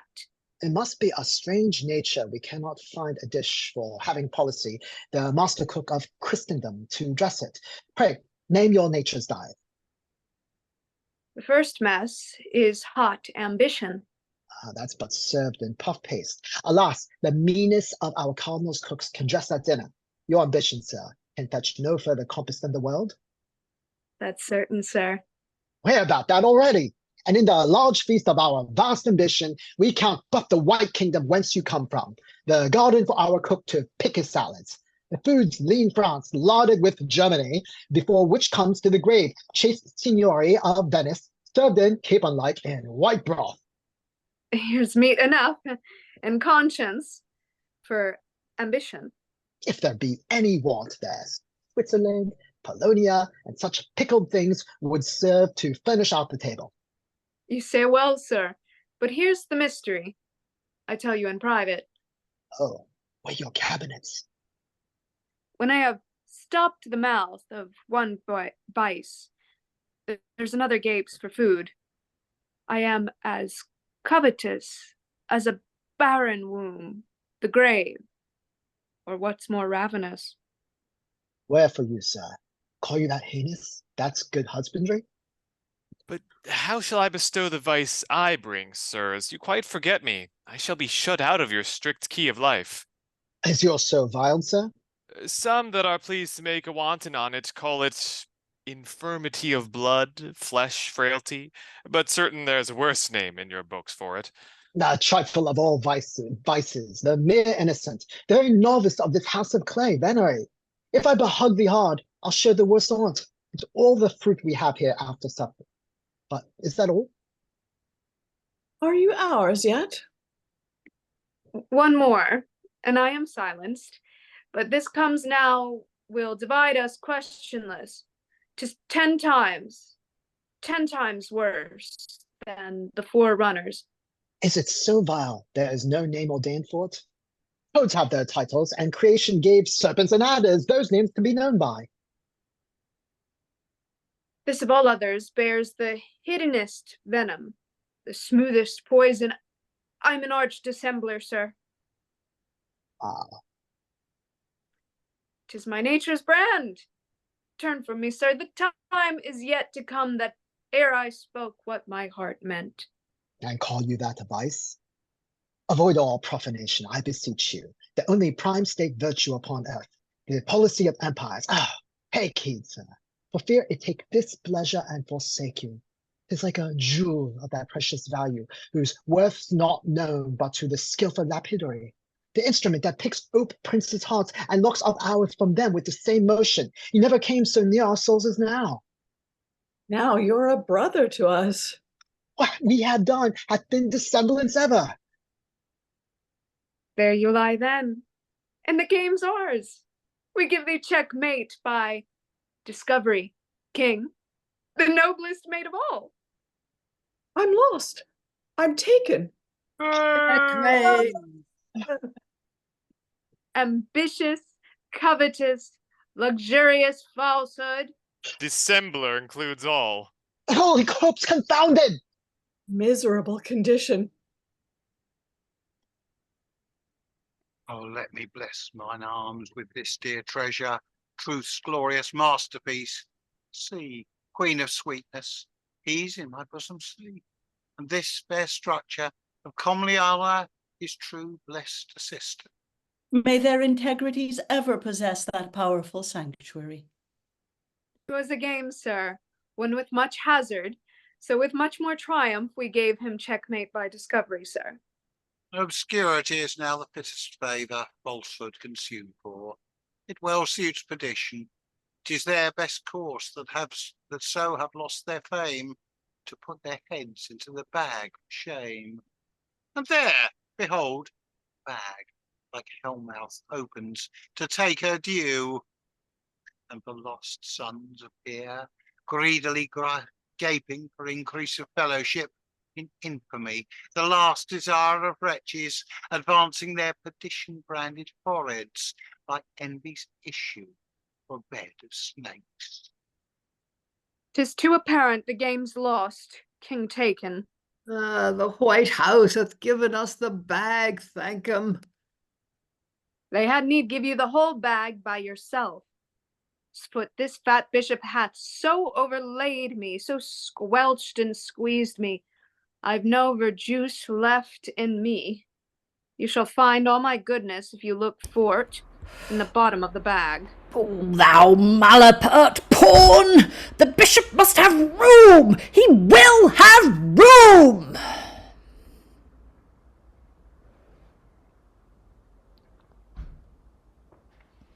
All the bag, I think, is room too scant for your spalatro podge. Down, viper of our order, I abhor thee. Thou show thy whorish front. Yes, monster holiness. Contention in the pit is hell divided. You had need have some of majesty and power to keep good rule amongst you. Make room, Bishop. Oh, I'm not so easily moved when I'm once set. I scorn to stir for any king on earth. Here comes the queen. What say you then to her? Indeed, a queen may make a bishop stir. Room for the mightiest Machiavel politician that e'er the devil hatched of a nun's egg. Hail, peck a hole in the bag and get out shortly. And that's all that's worth the bagging. Crowd in all you can. The bishop will still be uppermost man, morga king, queen or politician. No, let the bag close now. The finest womb for treachery, pride and malice, whilst we, win alike, destroying through heaven's power what would destroy, welcome our white knight with loud peals of joy. My mistress, the White Queen, hath sent me forth and bade me bow this low to all of worth that are true friends of the White House and cause, which she hopes most of this assembly draws, or any else but envy's mark denoted to those night glow-worms in the bag devoted. Where'er they sit, stand, or in private lurk, they'll be soon known by their depraving work. But she's assured what they'll commit to bane, her white friend's hands will build up fair again. And thus ends the play for the final time of this epic run of things. Well done, everyone. Everyone, especially anyone who's been here for pretty much all of them. Well done for making it through in this epic exercise of repetition, deviation, and everything in between. Now, when talking about what we've just done here, I don't think we need to get too bogged down in the minor little things that didn't quite work, which are all fixable if we decided to go down this particular route. What this exercise across these last few sessions has been very useful is trying to figure out what the limits of this text are. What is the shortest iteration, which is sort of where we were a few days ago? What are the potential doubling that are doable and or not doable? There's doublings you can do if your production is really that sort of spinning on a sixpence, turn around a corner, put on a different hat, come back on again, of which I think the maximum, or the minimum rather, cast size you can do this with is 9. That is my pronouncement, he says. You might be able to get it down to less than that. I don't think you can. There are lots of compromises to go with that. I think broadly speaking, however, this is a maximalist text. It resists contraction, just simply because it is so full of things. That isn't to say it shouldn't be cut. There are lots of cuts and things. Some of the cuts we've made over the last few days I like, and I would happily keep many of them. I think they pick up the pace on some of those scenes that gets a little bit bogged down. But that said, having done this live in a fairly maximalist sense the other day, apart from 3 lines, 2 cut and 1 dropped, we found that actually if you do the work on and rehearsal and you dig into it, actually most of it works very well. So, as ever, this is about hopefully empowering those watching these videos out there and going, look, you can do this big, or you could do this big. You could do probably that big's the best size. And having excised the Fat Bishop and then slowly got to a point where we put the Fat Bishop back in, I think generally people, the Fat Bishop does function fairly well. There are problems with the Fat Bishop. This is an interesting compromise version in the sense that the Fat Bishop wasn't given all the stuff that the Fat Bishop was given. I retained the scene that the Black Bishop originally had. I'm interested in sort of thoughts on that.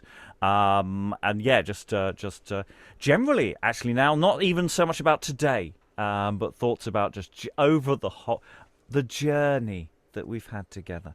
Sorry, did I say that without enough sarcasm? I did never say the journey. Anyway, thoughts from the room. Alan.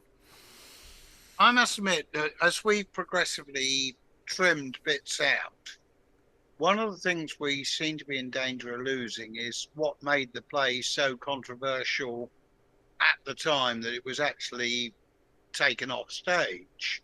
Well, what do you mean by that? I'm going to have to ask you what you think was controversial. The historicity of it. Sorry, say again? And the historicity of it. In other words, the historical references and the fact that we have progressively reduced the amount of anti-Jesuit, anti-Catholic material.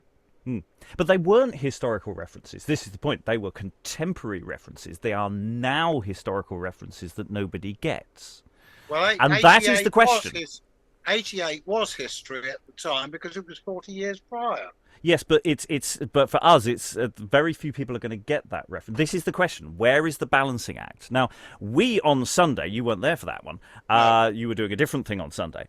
We were able, because we had the time. We spent 45 minutes doing the history for the audience, and it was very helpful if you're watching an uncut version of the play. And I think actually it went quite well as a shape. But you can't do that if you're doing a run of the play. And you've got to, on some level, speak to what are you presenting to an audience that wants to go and watch a show. And you've got to remember, the problem with this play is that Thomas Middleton went, aren't Jesuits awful, these horrible Catholics over there? And that is the authorial intent. It's not like the characters are just saying that. The play is saying that. And I don't think we have the moral right to just present that as an entertainment. And therefore we have to look at what are we doing with this text in that sense. Because the thing that made it scandalous is just what makes it unstageable for us without 45 minutes of introduction and a carefully curated audience. Discuss, Aliki.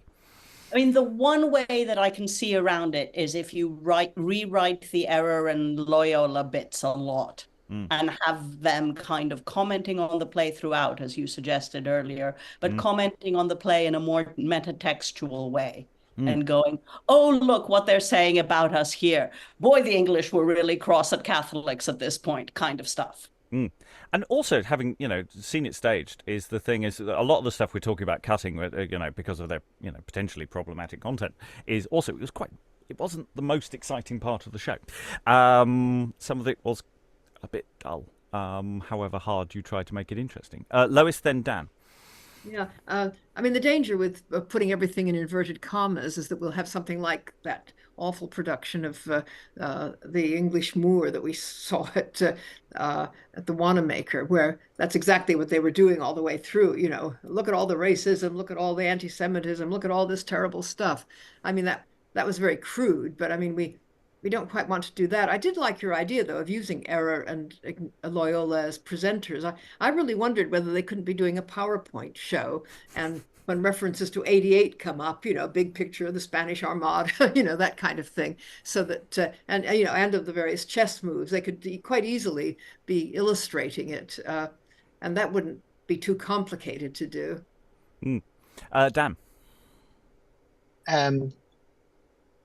Having just done this on Sunday, was it Sunday? Yeah, it was Sunday. I thought this held together pretty well, these cuts. I really liked the inclusion of the Black Bishop. I do regret that I did not do this work. That there is a copy out there that is an abridged copy in manuscript form. This one I see is 16,500 words or so with the stage directions. And the copy at the Bodleian, which is abridged from a longer text, is about 12,500 words. So there's a lot cut. And just for reference, just to compare, the A text that was done on Friday is about 16,000 words. So we're talking actually about 4,000 word difference. And it still includes the Fat Bishop in it. Mm-hmm. So sadly, they didn't prepare it now, but if we ever take this up again, I would love to see. Well, and we have presented several different. So the maximalist version was about 21,000. The shortest version we did on Sunday, when we were doing it on stage, the room did, was about 13,000. So we have done a series of slightly different exercises in terms of length. And Monday we got it down to 15. I think that was our shortest of a structurally doable text. The Sunday one was more of an exercise of looking at specific scenes than the play overall. So yeah, I mean that is the big thing of actually this play is full of options, as we've talked about at great length, of that there are so many different versions of it that it's not even down to what are the big cuts, but it's also which word choices do you want to go for? Do you want to go for hath or not? You don't have to. There are authorially optionable alternatives. What was interesting about that abridgment was that it was by the scribe Ralph Crane, who did several other texts in manuscript, and there's actually unique lines in that version. It's the Bodleian version of the Lansdowne that are in no other text because they had to bridge the cuts in there. So would be very interested to see what that looks like if I ever do my homework and get it done. So yeah, I mean, I'm very interested in sort of the options now of actually doing this again, actually as a full staging, because there were certain things that came out of the live version. The magical glass sequence works so well, actually, given in a way that actually I don't think it's ever quite landed on Zoom properly. So it's really interesting to see actually how, and it's like actually when we were looking at some of the cuts, people were suggesting cutting certain lines, and I left them in because I knew they were to do with physical business, and therefore if you removed them, they on a Zoom logic they were logical to remove, but as a stage logic actually I was taking that reference in my mind of going, no, we need to keep that in because it's constantly Act 2 Scene 1, which is this whole thing of come nearer, stay away, come nearer, stay away, is actually, you can cut that in a rehearsal room, but I wouldn't cut it in a Zoom environment because you might lose the logic of what's going on there. So any other general thoughts with Rachael? Just to say, I was really happy to have the Fat Bishop back today. It adds something to the various other plots I would give. Yes, I think yes, having two pieces change in quick succession is there is a force multiplier in that moment, and he's just fun. I mean, everybody else is constantly going around going, and yes, the Black Knight's sort of fun, but he's not as fun as the Fat Bishop just goes and goes, hi! Aliki. Also, for somebody like me who doesn't know chess, it kind of makes more sense of what happens to the White Queen. Like, now he's in a position to get her. I don't know. Oh, yeah. Yes, if you're going to cheat and change a piece, one of the pieces at the back of the board right next to the Queen, that makes sense. Yeah, it does make sense. Rachael, then Dan. Yeah, I don't know.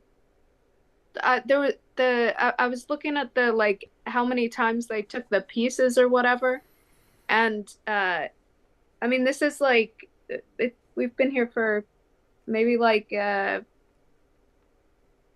hour and 45, and they took I guess a few bits of pieces, but they have the timers, the little stoppers, that it's the amount of pieces that they took is maybe once every 10 minutes or something, that it's one of those things where that's I don't know, maybe there's some humor in that for how, I don't know, how slow things are with chess, but We were talking about the extent, how big or small a show could be. I was saying the smallest it could be 9. The biggest is 32 in the cast, because that's a full chessboard. And I'm now starting to think, oh, come on, we could actually have people being taken all during the show. So it's like the scene ends and then bam, bam, poof, down they go, and you just have half the cast are contemporary dancers. And in my imaginary budget of hundreds of thousands for this production. But that would be great, actually, to have that option. This play is written for a big company of 16 to 20 people, and getting it down from that is really hard. And actually, I think 16 is your sensible number, actually, because that way you don't elide some of those characters where there is a bit of a compromise to be made. But yeah, someone give us all that money. That'd be great. We'll do it. Dan, then Lois. I feel like it's just a completely different play without the Fat Bishop. I mean, it's not just because of his presence, but then also the Black Knight disappears for quite a while. The other like really engaging protagonist in it. So without that scene in the middle in Act 3 with the Fat Bishop and the letter, the forged letter, we don't have the title page engraving anymore, and we don't have that. We don't have any kind of energetic protagonist coming in, or the two of them together. So to me, I don't know. I didn't see unfortunately, how the A text, the optional text read, but I can imagine that's even nearly as engaging or humorous anymore. It sort of bounced along perfectly fine. I mean, Okay. this is the thing: is if you don't know that Bishop isn't there, it's not necessarily that you miss him, but when you do know he's there, you're going, "Oh, can we have him in?" And that's the point. And actually, in that sense, it's not the end of the world. Sorry, was it Lois next, and then Mark? Oh. Well, I was just going to say, I thought the version today was actually quite good, and it did finish in under 2 hours.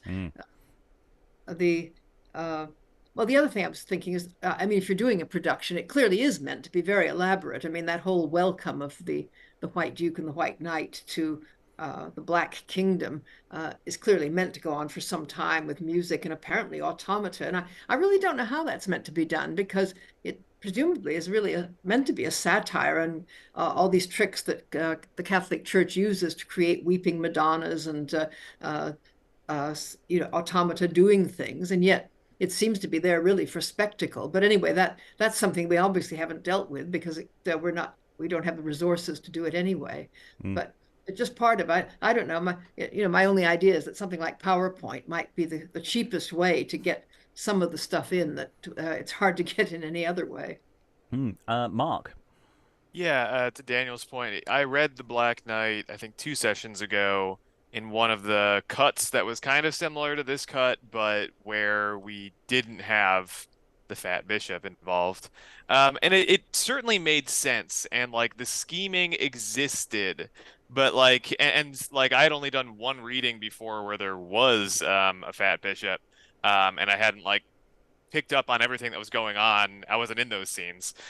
So yeah, having read that without the context of like what I've now read today, of like, oh, like the Black Knight, Red Knight today, like having that interaction with the Fat Bishop, it does, I think, do a lot for the character, but it worked as well without it. But yeah, I do feel like it is a fuller kind of schemy character of the Black Knight, Red Knight with today's cut than it was a couple days ago. Yeah, and talking back to Lois's point about the sort of the scale of Act 5, Scene 1 with all the singing and thing. I mean, that's where if we did do, for example, something that leaned into a sort of Soviet era spy story, I can just see the sort of Soviet style expression of culture being presented to the White Knight and the White Bishop. Mass choirs. That there'd be something really fun. And the other thing about that as an angle as well is the White House becomes much more literally the White House, and that place creates an interesting place for where you put the Fat Bishop, and the whole thing about basically the White House is constantly being attacked for being about consumption, and that would suddenly land really interestingly, actually. And I think that there's an interesting analogue that could be had there. And of course, Ignatius could be the ghost of Stalin, being terribly disappointed by his followers, and you can put Frankie Goes to Hollywood into the soundtrack. You could do a lot of fun things with it there, without necessarily actually explicitly changing some of the dialogue and things. You can sort of leave the two in conversation in a way that could be quite interesting. Of course, it could also, in practice, be terrible, and it would be an awful idea. And as with all theatre and all artistic decisions, always remember that, broadly speaking, the decisions we make are the ones that seemed like a good idea at the time. That's how it works. So that's the idea we've currently got. It wasn't mine. Someone made it about 4.5 years. I think it was Lindsay made it about 4.5 years ago. I'm sort of. It's the only one that's really ringing for me. Good bells, Lois. Yeah, I mean, the only other thing is, I know you're eager to get a more general audience, but I do think that most of the people who want to come to see something called A Game at Chess by Thomas Middleton really do want to have some idea what the play is like. I mean, I would be unlikely to come to it if I discovered that it was all being done on ice or something, and that you introduced a lot of popular songs, and I don't know, it just that might bring the crowds. Well, yeah, the thing to remember, as I say, is if we were in a situation where we had a proper budget and a proper theatre, and we were actually doing actual marketing, which we don't do. Honestly, we don't. I put some stuff on the internet, and that's basically it. And it's very much to an incestuous market. But think about, what are the reasons you go to the theatre? How much do you actually know about the show that you have gone to see, beyond that it got good reviews, a famous star was in it, or the poster looked nice? The number of times I put on shows where nobody's read the blurb at all and have no idea what they're actually watching. And so to a degree, I think it's a red herring. What we need to do is create a really good show that anyone can watch without having footnotes. And the footnotes are great, they're additional things, but you have to present a show that anyone can watch. And if you can't do that, then you do it at a conference. You do it like we did on Sunday, which was basically a conference with a curated audience. Otherwise, you're on a sticky wicket. I'll go to Dan, then Alan. I mean, I agree 100% with Lois's point. There's nothing, for me, more annoying than watching a historical show that takes out all the historicity out of it. What I thought we did on Sunday was a great balance of that, because obviously the Wonderworks song was written today. I should say that the lyrics weren't, but the music was. It didn't it didn't become completely modernized. For me, and I've heard this from other audience members, walking out, their general audience members, not my theater mates, who would say, like, I felt like they modernized it too much, where I lost the historical aspect of it. Because we've all seen certain shows millions of times, but an unknown show, well, one of the draws to me would be the fact that I'm going to learn something about what happened in the past, or at least how they perceive things, and not have this completely slick new bells and whistles with projections and whatnot to make me feel like, well, how much of this really was written back then, and how much did they update it with modern text? I think it's finding that balance. Yeah, and I think it's horses for courses. I think it's very different to doing, say, a city comedy. If you're doing a genuine city comedy set in London, full of London street names, and it is absolutely embedded in a historical moment, and where you can do the detail of going, these are about craftsmen, let us look into those craftsmen, then I think that kind of historicity is really important. When the play is an allegory that is really non-specific about really specific things in an abstract way, in a way that is also, again, just going to keep saying it, a hate crime, you have to do something to that text, unless you put it within a 7-hour show. Okay, it could be less than that, 6. Alan. Yeah, I was just wondering, in terms of the running time, do we have any data from the fair amount of correspondence and reportage that existed of the original 9 days run 400 years ago, of actually how long the show ran? No. I mean, it probably ran 2 hours, 2.5 hours, something like that. We know the building was full by an hour before the show went up, and that's about it. We know nothing else. So you know, they legally had 3 hours. I think the way the licensing of theatres functioned, they had 2 till 5 in that kind of playhouse. But I don't think this was a play that anyone cared about the law very much, so or common practice. From the script we were working with last week, the uncut, I mean, you'd have to go at a hell of a pace to get through that in 3 hours, I'd thought. It's 2 hours 20. It's 2 hours 20. First half, up to Act 3, Scene 1 is 1 hour 20. Actually, less than that because I added in an introduction, and the second half was an hour. It's an hour. It's not actually very long. It's a comedy, so it moves like that. If it was a tragedy, it'd be 3 hours because everyone would speak slowly because they'd be very sad. I mean, we could take it for all it's worth, but somebody did say, I'm sure that I read that somebody said that there were at least 2 performances on at least one occasion. Yeah. There on the same day. So take that for what you will in terms of how long that takes during the day. It's summer. They've got hours. Hours and hours and hours. And then you got to remember as well, it's not just a show. There's pre-game and post-game stuff going on. Yep. Yeah. So yeah, I'm not sure how jiggy they were at that point, but that's part of the options and music and other stuff going on, and of course drinking and eating around it. It's a day out. It really is. Mark, was this done indoors? No, Globe. Outdoors. Globe Mark II with tiles and everything. Lois.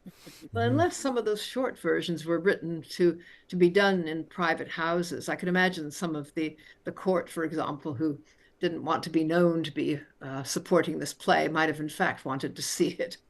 Well, we have that question, did the king get a private performance? But then, I mean, that's one of those questions, do you end up with a shorter show or do they want more? And what do you end up getting? Anyway, we've drifted off topic. Any other thoughts before I close this particular enterprise? Dan? Just one other thing, just thinking of context, it's the play, I don't think it was possibly mentioned, the fact that The Witch also was probably around this time as well by Middleton, which certainly had magic and whatnot, and some things that would have had to use special effects. I feel like this play being done around the same time, not only just having this show, but then the brazen statues moving and whatnot, that there was quite the spectacle in here. I don't think it would necessarily take in a long time either, but certainly I can't imagine them doing this without some of those bells and whistles that we would expect from this. Yeah. So as ever, what happens with this place is in part to do with what you want to do with it out there in the real world. We've suggested a maximalist version, a minimalist version, one with all sorts of alterations made, some left entirely intact. None of those are right. You can change all sorts of things, and as long as the show's good, it's fine. If you do it really badly, then it's a terrible idea. Don't do it. It's up to you, really, as the audience out there. And maybe one time in the future we will be able to do one version or another version, or somebody else will do it. If you do it, let us know. It'd be lovely. All that remains is to thank all the wonderful readers for all their wonderful reading for all of these sessions. Thank you very much, everyone, and goodbye.